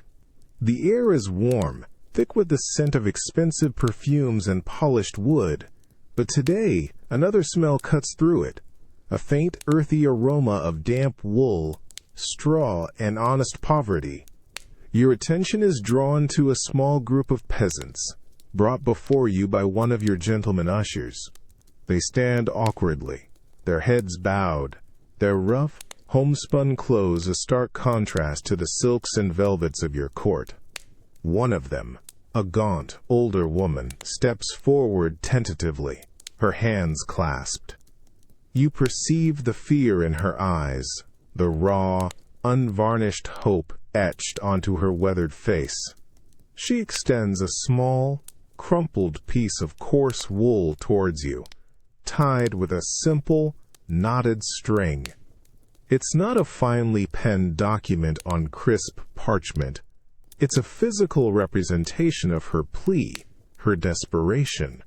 You reach out, your fingers, adorned with smooth, cold jewels, touching the rough, uneven texture of the wool. It feels alien against your skin, a stark, almost shocking sensation of coarseness. You feel the tiny, sharp fibers prickling your fingertips, a fleeting, almost uncomfortable sensation that immediately separates your reality from hers. The wool smells faintly of sheep, of the fields, of a life utterly removed from your own gilded cage. This isn't just a petition, it's a tangible piece of her hard, struggling existence. You watch her face as you take the offering, her breath held, her gaze fixed on your hands. You perceive the raw, pleading intensity in her eyes, a silent cry for justice, for mercy. Around you, the murmur of the court has subsided, replaced by a tense, expectant silence. Even your closest advisors seem to hold their breath, watching your reaction. The soft rustle of your own heavy robes, usually a reassuring sound of authority, now feels almost absurdly luxurious against the palpable simplicity of the woman's plea. You unknot the string, your fingers, despite their stiffness, moving with practiced grace. Inside the rough wool, a tiny, poorly written scroll is revealed, its ink faded, its grievances simple but profound. Lost lands, unjust taxes, a struggling harvest. You feel the weight of this small, unassuming bundle in your hands, a burden far heavier than any crown. It is the direct touch of your people's suffering, unmediated by advisors or diplomats. You realize that true power lies not in the gold and jewels, but in the fragile trust of the common folk, whose simple, rough offerings carry a weight that demands an immediate, visceral response. This is the stark reality of your reign, laid bare in a simple piece of peasant's wool. The year is 1570. The great hall at Whitehall is slowly returning to its usual din. The brief, nervous silence after the peasant woman's petition now filled with the clatter of movement and hushed conversations. But for you, the lingering scent of that coarse wool, a faint, earthy aroma of sheep and damp soil, still clings to the air around your throne, an insistent whisper against the heavy perfume of lilies and civet that typically fills this space. It's a jarring, almost offensive contrast, a persistent reminder of a reality so fundamentally different from your own. You watch as the peasant woman, her face still etched with hope, is gently guided away by a gentleman usher, her rough clothes disappearing into the vibrant tapestry of silk and velvet. You feel the distance grow with each step she takes, not just the physical space across the polished floor, but an immense, unbridgeable chasm. Your hand, still tingling from the brief contact with the wool, now rests heavily on the cold, gilded armrest of your throne, its jeweled surface feeling like an immutable barrier. You perceive the subtle shifts in the court, the polite smiles quickly resuming, the whispers rekindling. Lord Burghley approaches, his expression practiced, already reaching for the petition you've handed to him. He will deal with it, categorize it, file it away with hundreds of others. You catch his eye, a quick, almost imperceptible nod of shared understanding passing between you. The understanding that this is the mechanism, the necessary distance of monarchy. But you feel the hollow echo of that necessity, a profound loneliness settling in your chest. The vast hall stretches before you, a sea of bowing heads and richly dressed courtiers. You see them, your subjects, both grand and humble, but you also feel utterly isolated, suspended above them, unreachable. The heavy crown on your head, once a symbol of connection, now feels like a permanent, exquisite separation. Each murmur, each rustle of silk, each distant laugh from the court seems to confirm your singular position, a gilded cage built from power and expectation. Your gaze drifts towards the tall, arched windows, revealing a sliver of the gray London sky. You perceive the vastness of the world outside, the fields, the farms, the struggling lives that make up your realm, and the profound realization hits you with a dull ache. You can touch their wool, you can read their pleas, but you can never truly be among them. The gulf between your throne and their lives is fixed, unyielding. You are the heart of England, but an isolated, unreachable heart, beating in magnificent solitude. This is the unbridgeable chasm of power, a heavy, silent truth that echoes through the endless halls of your palace, a perpetual, solitary burden. The year is 1585. You sit in your private dining chamber at Hampton Court, the rich scent of candied fruits and spiced wine filling the air, a sweetness that now makes your stomach clench. You reach for a delicate piece of marchpane, intricately shaped and dusted with a lavish layer of refined sugar, a rare and expensive treat. But as your fingers, adorned with rings, close around the sweet confection, a familiar, insistent throb begins behind your right jaw. It's a dull, persistent ache, a deep, unsettling pressure that quickly radiates through your teeth. The pain is not sharp, not yet, but a constant, underlying pulse that intensifies with the very thought of biting down. You feel the cold, brittle crunch of the sugar on the marchpane under your thumb, the texture almost repulsive now. You perceive the cloying sweetness of the sugar, an aroma that usually signifies luxury and delight, but now it feels like a tormentor, a harbinger of more pain.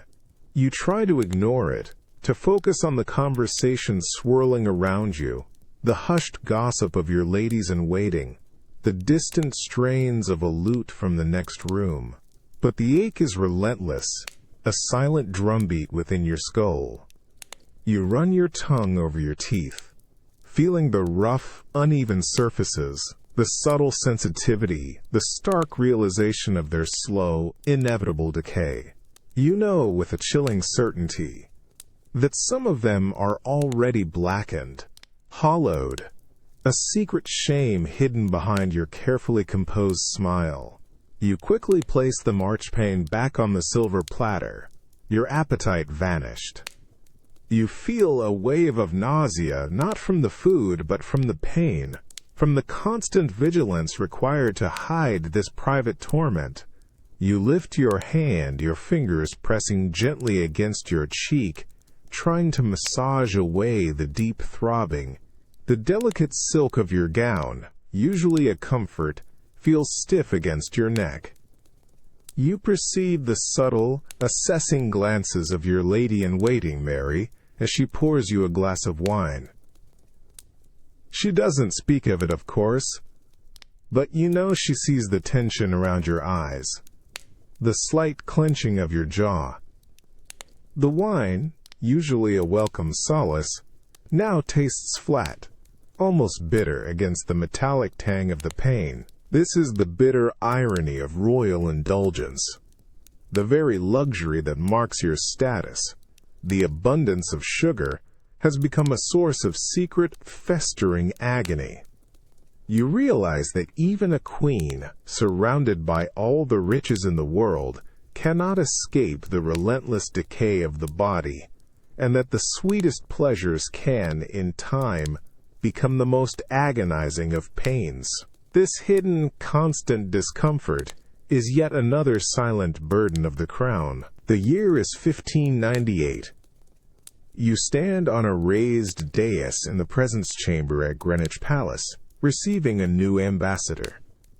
The air, as always, is thick with the scent of costly perfumes, but for you, an underlying metallic tang, almost like stale copper, now subtly pollutes the lavish aroma. Your smile, practiced and unwavering, feels stiff, a mask over the persistent, throbbing ache that originates deep within your jaw. As you incline your head slightly in greeting, you perceive the ambassador's gaze, respectful, yet meticulously observant. He bows low, and then, as he straightens, his eyes flicker for the briefest fraction of a second towards your mouth. You feel a familiar, cold wave of dread wash over you. It's the moment of exposure, the silent knowledge of your failing teeth.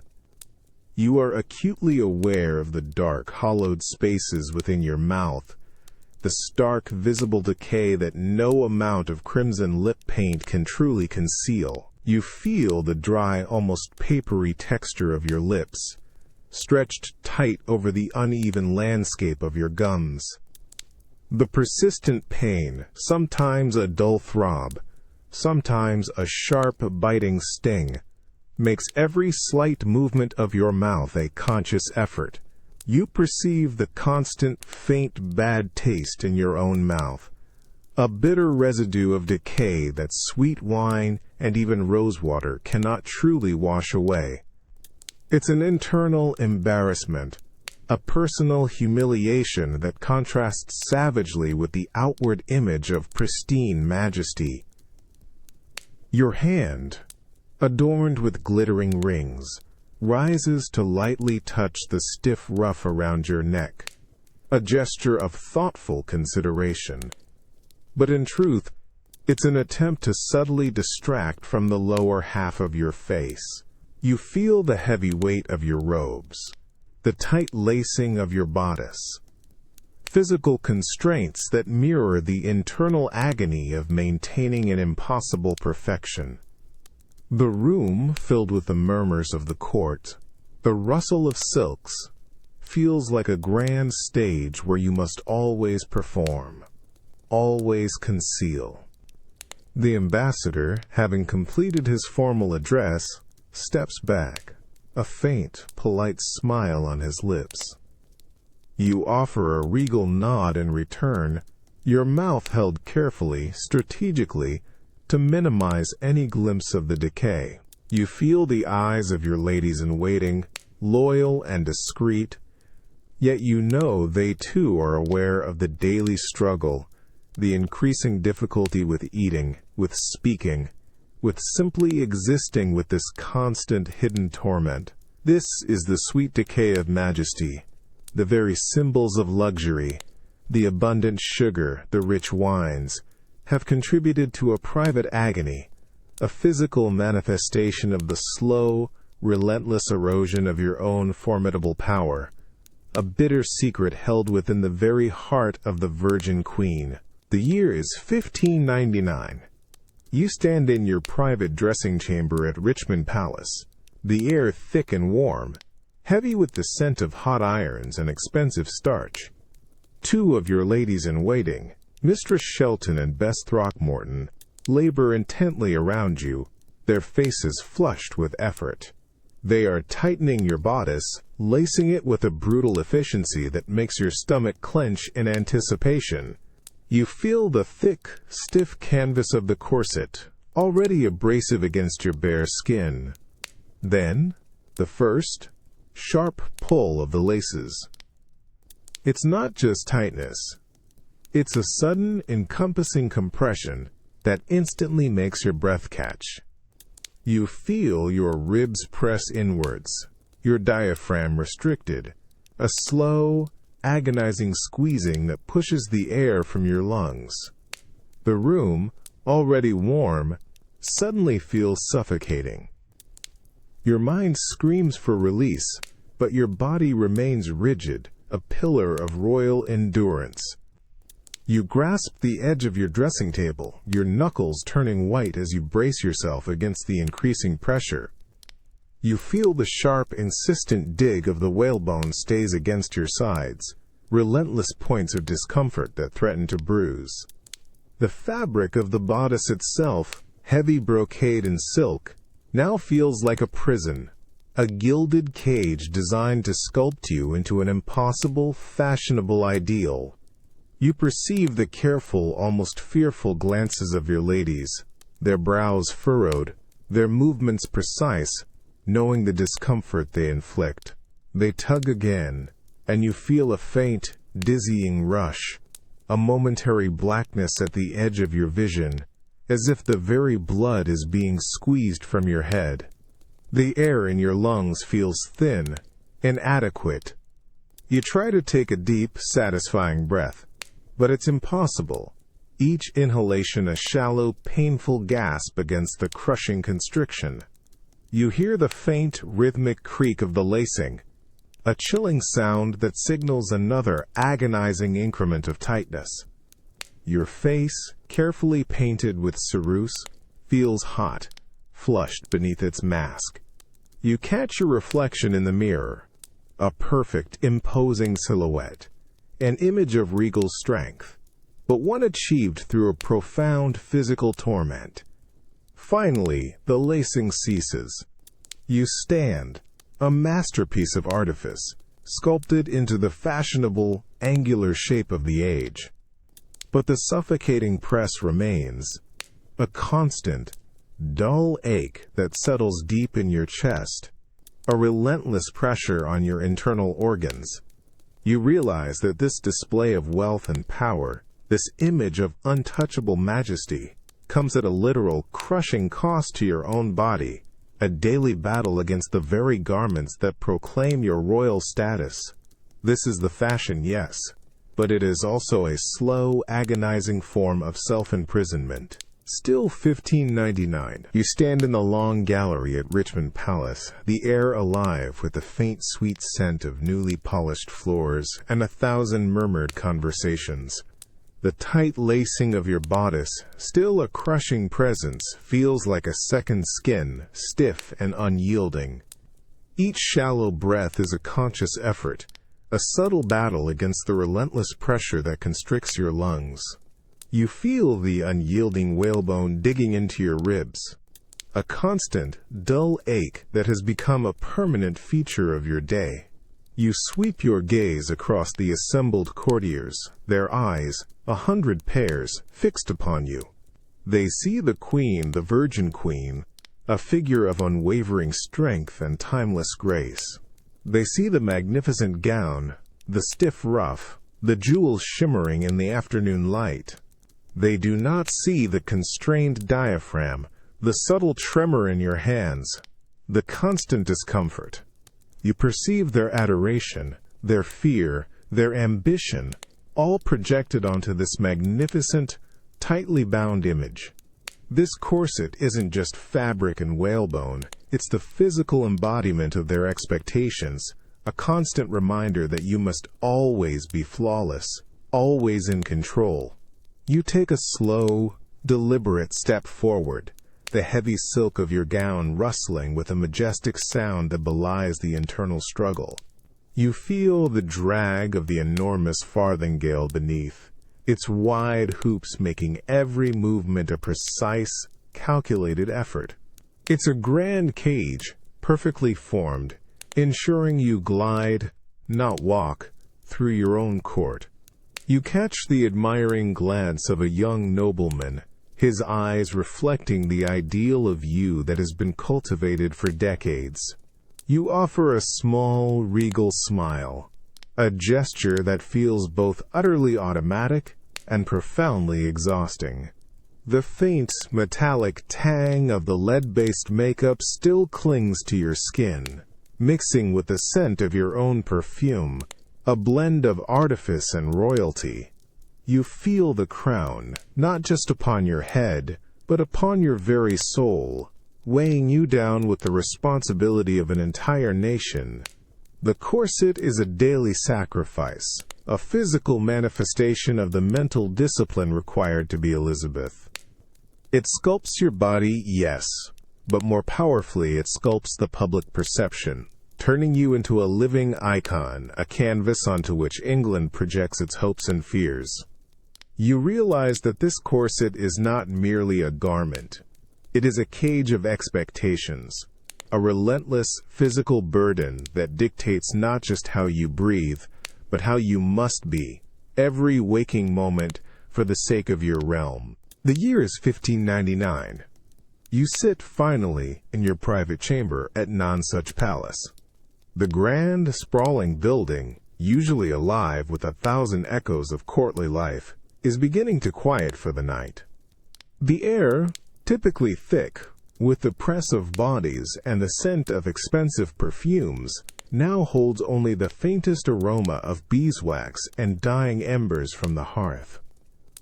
And then, from a corner of the room, you hear it, the first delicate pluck of a lute string. It's a soft, resonant sound, almost imperceptible at first, but then a short, intricate melody begins to weave its way through the hushed air. You feel an immediate, profound sense of release, a loosening of the tight knot that lives perpetually in your chest. The sound is pure, clear, each note vibrating with a gentle, almost melancholic beauty. You lean back slightly in your high-backed chair, the heavy velvet of its cushioning offering a welcome, yielding comfort. Your eyes, strained from a day of endless documents and watchful gazes, close briefly, allowing the sound to wash over you, a rare, cleansing balm. You perceive the presence of your musician, a young page, barely more than a boy, his head bowed over the instrument, his fingers dancing lightly on the frets. He plays for you alone, a private concert in the dim, flickering light of a few tallow candles. You feel the cool air on your face, a subtle contrast to the heat that often builds beneath your heavy makeup during the day. The lute's wood, you imagine, is smooth, polished, warmed by the boy's touch, creating a sound that feels both intimately near and wonderfully distant, transporting you far from the relentless demands of the crown. The melody shifts, becoming slightly more intricate, a tapestry of sound that fills the room without overpowering it. You feel the tension draining from your shoulders, a subtle relaxation in the muscles of your jaw that have been clenched for hours. For this fleeting moment, the weight of the orb, the prick of diplomatic thorns, the suffocating press of your corset, all recede, muted by the gentle strum of the strings. The palace outside, with its endless corridors and watchful shadows, seems to recede into an indistinct hum. You open your eyes, catching the boy's gaze for a moment. He offers a quick, shy smile before returning his attention to the lute, a shared moment of simple, unburdened humanity. You perceive the subtle resonance of the lute's hollow body, a small, contained universe of sound, perfect and complete. It is a fragile bubble of peace, a respite from the ceaseless clamor and the crushing expectations. You realize that even a queen whose life is a constant performance sometimes finds the deepest, most profound solace not in power or ceremony, but in the quiet, unassuming beauty of a single perfectly played melody. The year is 1599. The last lingering note of the lute fades into the vast, hushed space of your private chamber at Nonsuch Palace. The young page carefully lowers his instrument, his fingers, so recently dancing on the frets, now still and quiet. You feel the immediate, almost startling return of silence, a profound quiet that presses in on your ears, starkly contrasting the gentle melody that filled the air just moments before. The faint scent of beeswax and dying embers now feels heavier, more prominent, no longer softened by music. You remain seated, motionless, your eyes still closed for a beat longer, trying to cling to the memory of the sound, the fragile peace it offered. But the silence is absolute, asserting its dominance, revealing the truth of the room. You perceive the absence, the hollow space where the music once resonated. The warmth of relaxation, so fleeting, begins to recede, replaced by the familiar tension returning to your shoulders, a subtle tightening in your chest. You open your eyes slowly. The page stands, offers a low bow, his movements soft, respectful.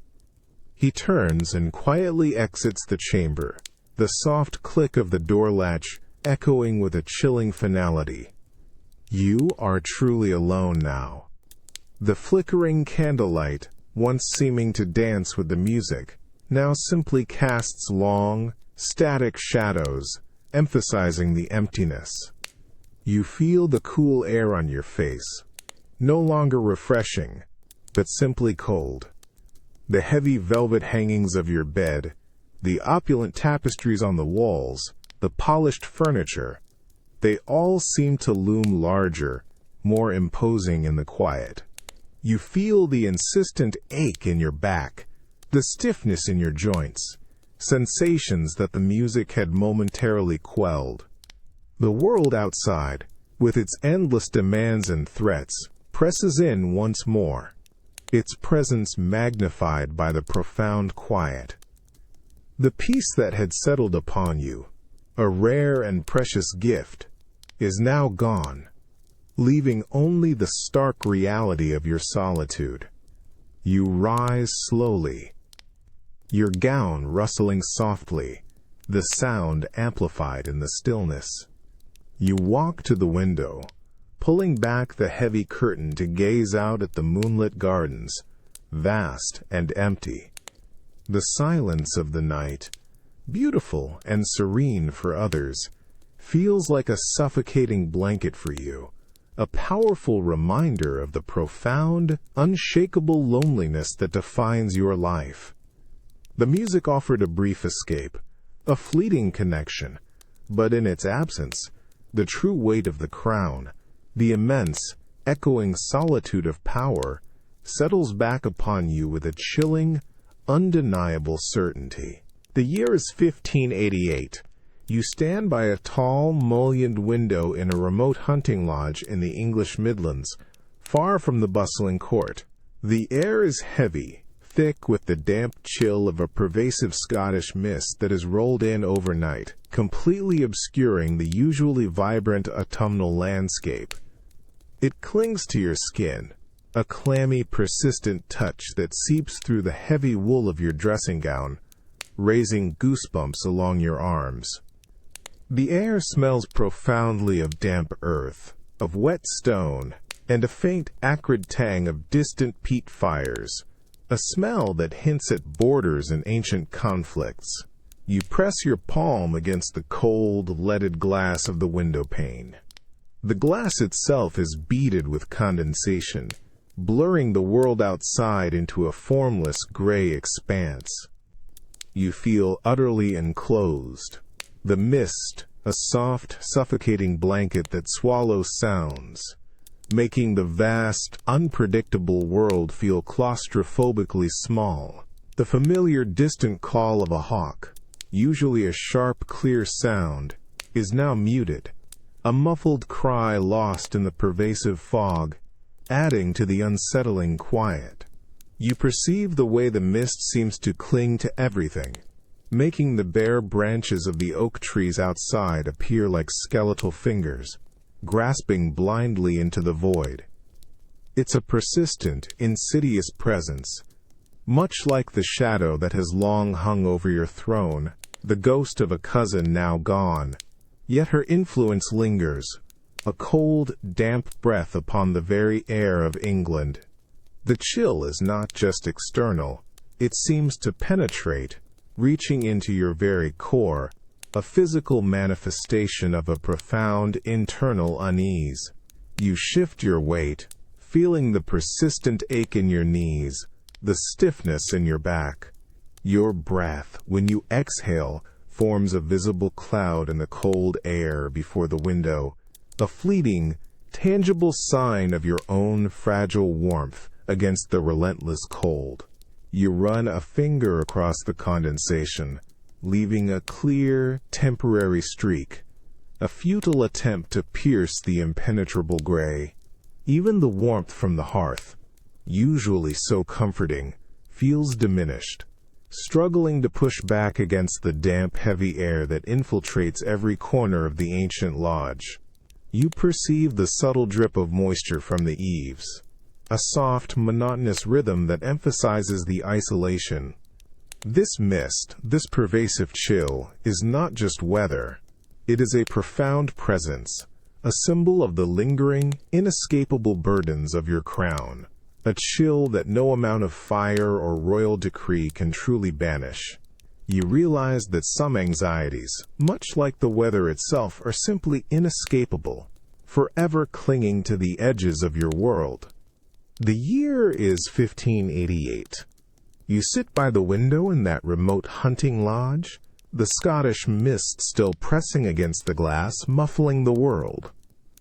The persistent, damp chill seeps through the stone walls, clinging to your skin, making your bones ache. But it's not just the external cold that grips you. It's the internal chill, the ghost of a presence that has haunted your reign for decades. You gaze out at the formless gray beyond the window, and in your mind's eye, a different image takes shape, one far more vivid than the blurred landscape. It's her face, Mary, Queen of Scots, beautiful, defiant, a constant threat, a rival queen. You feel the familiar tightening in your chest, the ghost of an old anxiety that never truly dissipated, even after her execution. The scent of damp earth and peat smoke, usually evoking a sense of wildness, now feels heavy, laden with the memory of plots, of betrayals, of shared bloodline and inescapable rivalry.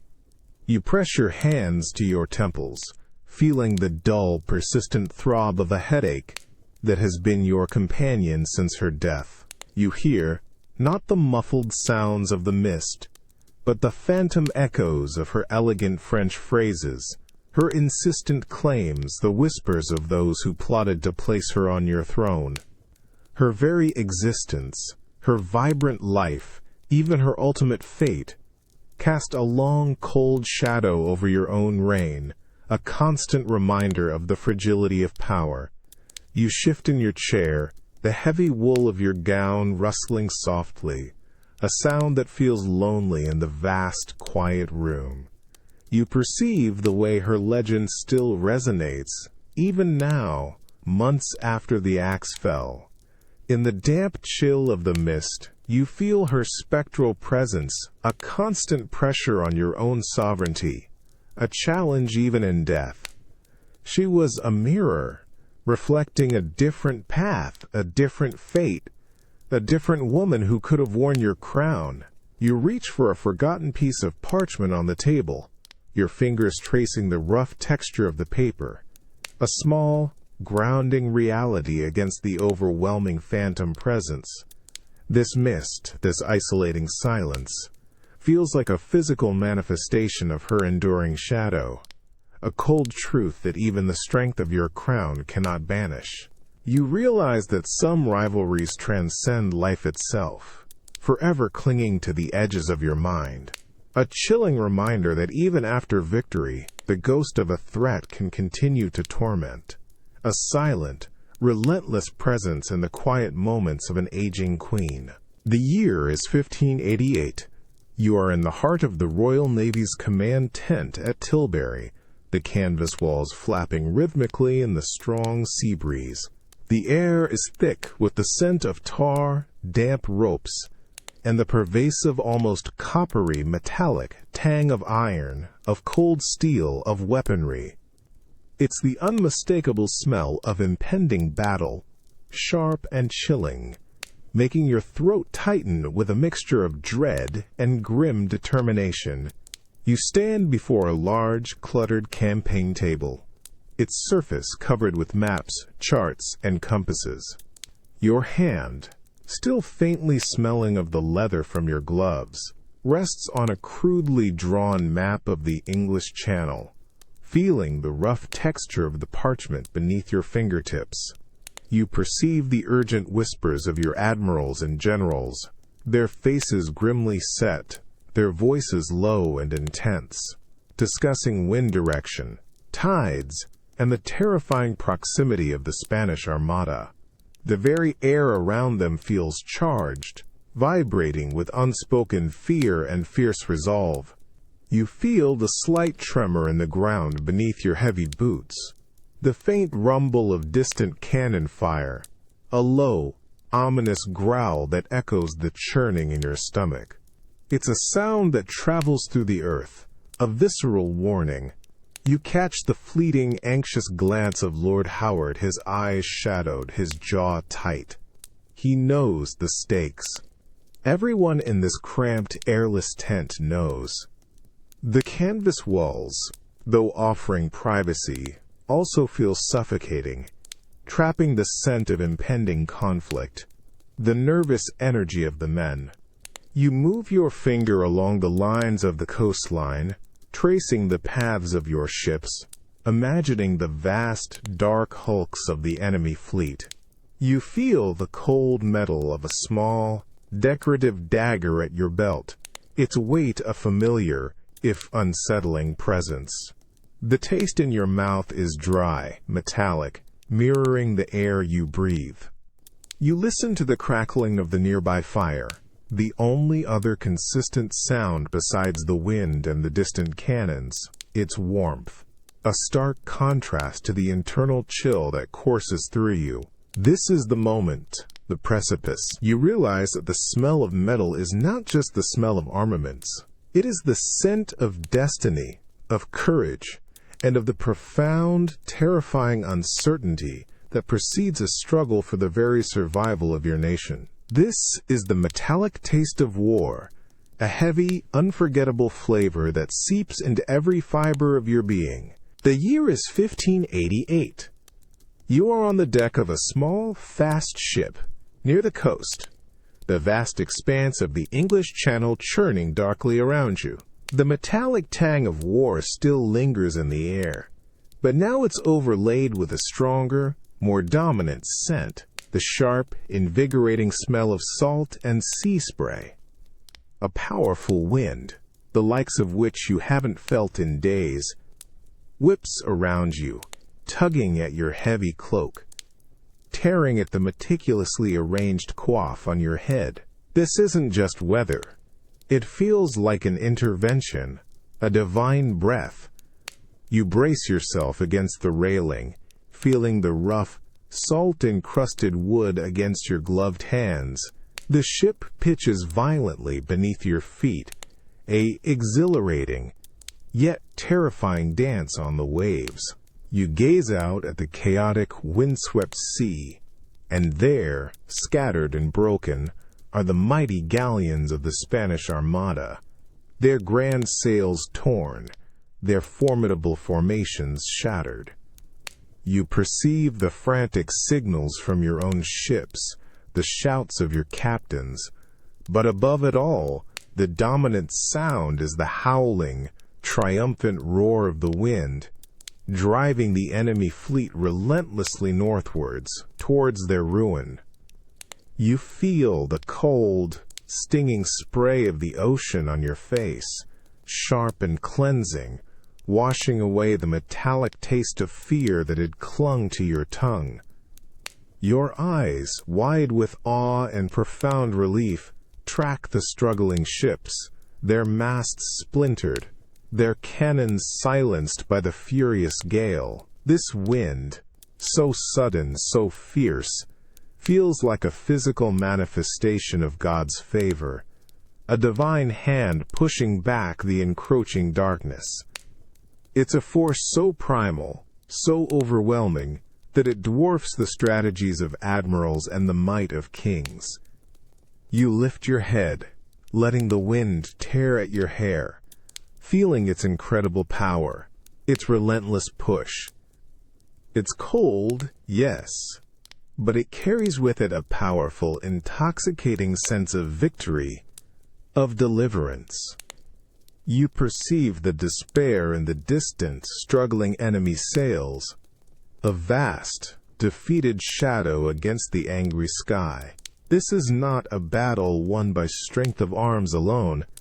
It is a miracle, a divine intervention, a breath from heaven itself.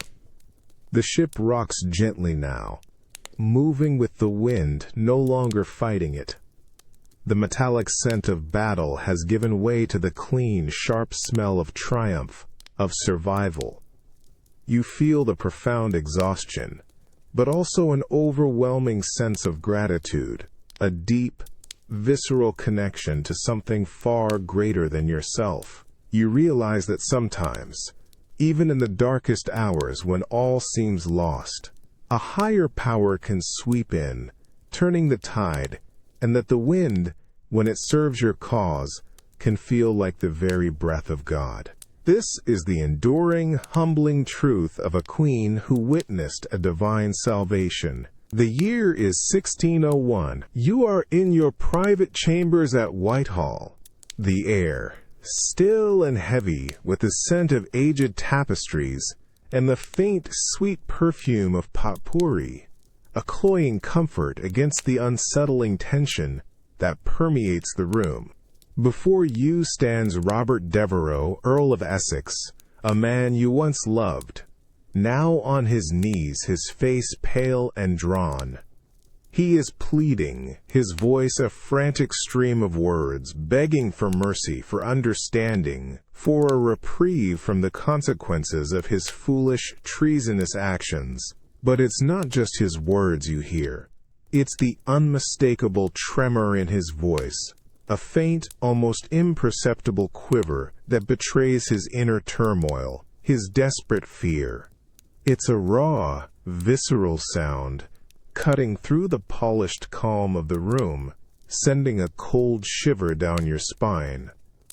You feel a profound, aching sorrow deep within your chest, a bitterness that tastes like ash on your tongue. This is not the proud, impetuous young man you once knew, but a broken figure, pleading for his life. You sit stiffly on your high-backed chair, your hands, adorned with rings, gripping the polished wood of the armrests, feeling its cold, unyielding surface. Your eyes are fixed on him, observing every subtle shift in his posture, every desperate glance. You perceive the sweat glistening on his brow, the frantic movement of his eyes, searching for a sign of forgiveness, a flicker of the old affection. But your own face remains a carefully constructed mask, unreadable, impenetrable, a lifetime of practice at concealing your true emotions. The heavy velvet of your gown, usually a comfort, now feels like a suffocating weight, a symbol of the immense, unbridgeable distance between you and this man who once held your favor. You feel the dull ache in your temples, a constant companion, exacerbated by this agonizing confrontation. The air, thick with unspoken accusations and the stench of his fear, feels heavy, making each breath a deliberate effort.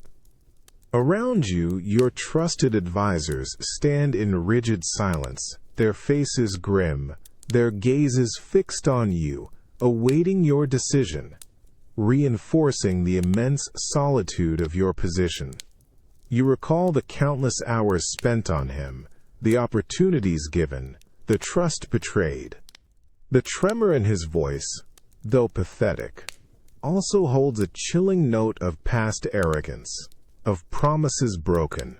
You realize with a heavy heart that this man, once so dear, is no longer the man you knew, but a symbol of the ultimate betrayal. The cold, hard truth of his treason is etched in that subtle quiver, a testament to the bitter, lonely reality that even a queen's love can be a weapon, and that the deepest wounds are often inflicted by those once held closest to the heart. The year is 1601. Days after Essex's plea, You are in your private withdrawing room at Whitehall, the air still heavy with the scent of old wood and the ghost of his desperate entreaties. The news has come. Robert Devereux, Earl of Essex, has been executed for treason. You feel the profound, unsettling silence that follows such an irreversible act. A quiet that seems to absorb all other sounds, leaving only a vast emptiness. You sit motionless, not in your gilded chair, but on a low, padded stool by the unlit hearth, feeling the cool, rough texture of the floor beneath your slippered feet. The warmth of the fire is absent, leaving a chill that seeps into your very bones, echoing the cold, hard decision you had to make. Your hands, usually busy with needlework or dispatches, now lie still in your lap, feeling stiff, almost useless. A bitter, metallic taste lingers in your mouth, not from food, but from the raw, unacknowledged grief that twists in your stomach. You perceive the subtle rustle of your lady-in-waiting, Mistress Mary, as she attempts to discreetly arrange a cushion behind you. You wave her away with a tired, almost imperceptible gesture. Her face, when you glance at her, is carefully neutral, but you sense the weight of her sympathy, her unspoken understanding of your private sorrow. You catch your reflection in a polished silver trinket on the table nearby, a pale, drawn face staring back, older, more weary than ever before. The ceruse, usually a mask of perfection, now feels thin, brittle, unable to conceal the raw pain beneath. The room, so familiar, now feels vast and hollow, filled with the ghosts of past conversations, past laughter, past shared affections. You recall his vibrant energy, his impetuous spirit, the very qualities that once charmed you, and then ultimately destroyed him. The victory feels hollow, an empty space where a once cherished presence used to be. You perceive the echoes of the cheers from the crowd as he was led to his doom, a distant muffled roar that now feels like a collective judgment, not just on him, but on you, on the harsh, brutal demands of your crown. You close your eyes, pressing your fingertips to your temples, trying to quell the relentless ache that throbs there. The silence deepens, becoming a vast, crushing weight. You realize with a heavy, sickening certainty that this ultimate exercise of power, this act of necessary justice, has left you profoundly diminished. A queen who has sacrificed not just a favored courtier, but a piece of her own heart. The crown may be secure, but the cost, in a desolate, echoing silence, feels almost unbearable. This is the hollow victory, a profound, solitary truth that defines the brutal endgame of power. The year is 1602. You are alone in your private cabinet at Richmond Palace, the scent of aged wood and beeswax heavy in the still air. Your fingers, gnarled with age, carefully unroll a piece of parchment from a hidden compartment in your desk. It's an old letter, its edges frayed, its once vibrant ink now faded to a pale sepia. It's a letter from your mother, Anne Boleyn, penned decades ago, when you were just an infant. You feel the brittle, almost papery texture of the parchment beneath your fingertips. A dry, fragile surface that threatens to crumble at your touch. The edges crackle softly as you unfold it. A faint, rustling sound that echoes in the profound silence of the room. You perceive the scent of age from the paper, a dusty, sweet aroma that pulls you back through the decades to a mother you barely knew, a connection severed by execution. Your eyes, tired and strained, trace the delicate looping script, a hand long since turned to dust. The words are a faded whisper from the past, a brief moment of maternal tenderness, a promise of love and a hopeful future. You feel a sharp, unexpected pang of grief, a sudden, aching emptiness in your chest that momentarily steals your breath. It's a wound that time has failed to heal, a raw spot, touched by this tangible relic of a lost past. You lift the brittle page closer to your face, feeling its coolness against your cheek, almost as if you could absorb her warmth, her presence. You perceive the delicate impression of her signet ring in the wax seal, a faint, almost invisible mark of her identity. This isn't just a letter. It's a direct, physical link to a forbidden memory, to the woman whose fate has shadowed your entire life, whose ghost has been both a warning and a guiding force. The faint light from the window illuminates the tiny imperfections in the paper, the small tears and creases that speak of its journey through time, through hiding places, through fear. You feel the weight of history in your hands, the immense personal tragedy woven into the very fibers of this fragile document. This brittle page holds not just words, but the enduring sorrow of a life cut short, and the profound, unshakable loneliness of a daughter who grew up in the shadow of a mother's brutal end. You realize that even a queen's heart can hold a secret ache, preserved and fragile like an ancient letter. The year is 1602. You are still alone in your private cabinet at Richmond Palace. The old letter from your mother now carefully folded, tucked back into its secret compartment. The scent of ancient parchment and dust still lingers in the air, a faint, sweet ghost of the past. But now, the silence of the room feels heavier, populated not by the soft rustle of paper, but by the overwhelming presence of all the lives you never lived, all the choices you never made. You sit at your desk, your hands resting on the smooth, cool wood, feeling the subtle tremor that has become a constant companion in your old age. Your eyes, tired and strained, gaze out the window at the gardens, now covered in the pale light of a weak autumn sun. You perceive the vibrant colors of the dying leaves, a fleeting beauty that mirrors the swift passage of your own lengthy reign. The scent of decaying leaves, carried on a faint breeze, smells profoundly of time, of endings. You feel the persistent ache in your knees, the stiffness in your back, the countless physical reminders of a body that has served a nation for over 4 decades. You recall the endless suitors, the diplomatic dances, the promises of love and marriage, all sacrificed at the altar of power.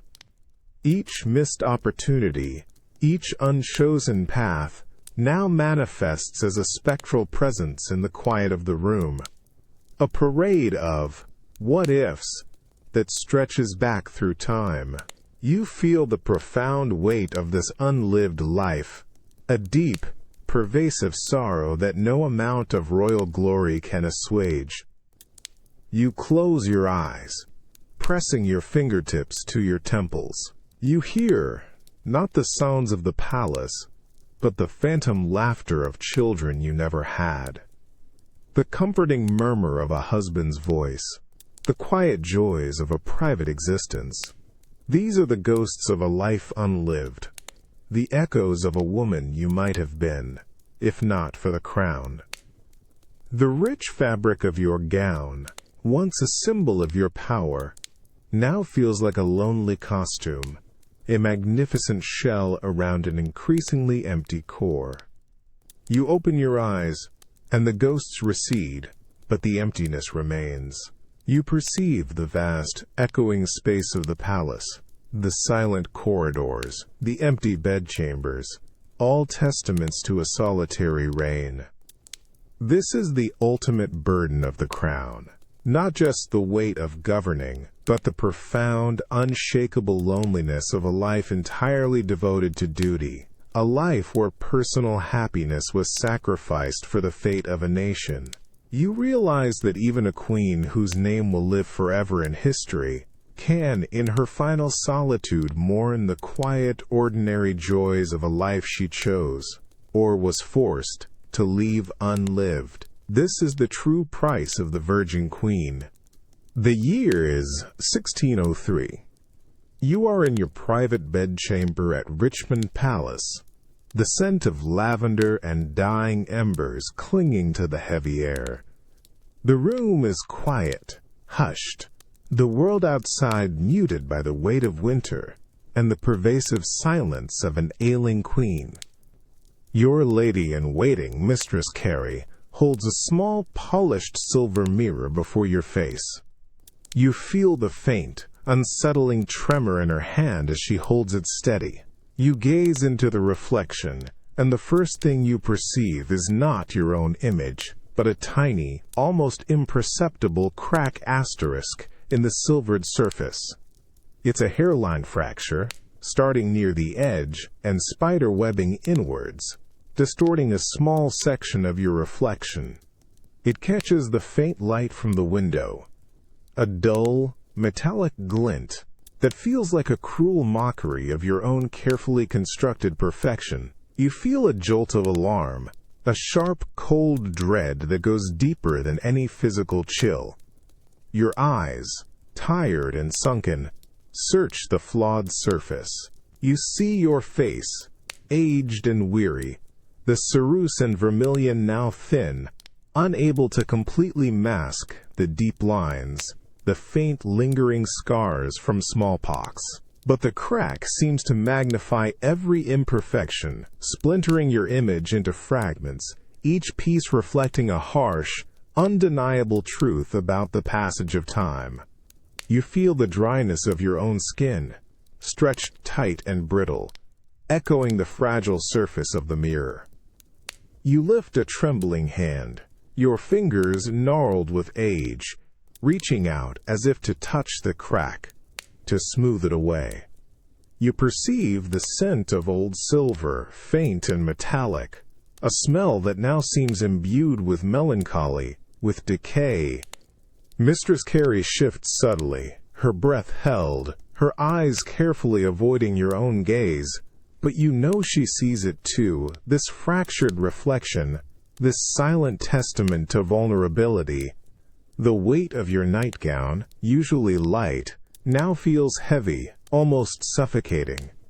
You feel the persistent ache in your bones, the deep fatigue that no amount of rest can dispel. The profound quiet of the room amplifies the subtle sounds of your own breathing, each shallow gasp a reminder of your failing body. This cracked mirror is not just a damaged object. It is a brutal, undeniable symbol of your own mortality, of the slow, inevitable erosion of the image you have so painstakingly maintained for decades. You realize with a heavy, aching certainty that even the most polished surfaces, like the most powerful rains, are ultimately fragile, susceptible to time, and prone to breaking. This is the bitter truth reflected in a cracked mirror for a queen facing her final days. The year is 1603. You lie in your bed at Richmond Palace, but it feels less like a comfort and more like a heavy, immovable slab. A profound numbness has settled in your left arm and leg, turning them into unresponsive, alien weights. No matter how fiercely you command, they simply will not obey. The air around you is thick, with the cloying scent of medicinal herbs and stale linen, a constant, sickly reminder of your failing health. You try to shift, to alleviate the crushing pressure on your back, but your body resists, heavy and inert. It's an infuriating, terrifying sensation. This once indomitable vessel, this very body that has carried the weight of a nation for decades, now utterly fails you. You feel the grit of the rough sheets against your skin, the damp chill of the room seeping into your aching bones. The profound quiet of the chamber is broken only by the shallow, ragged sound of your own breathing. Each gasp a struggle against the invisible forces that now hold you captive.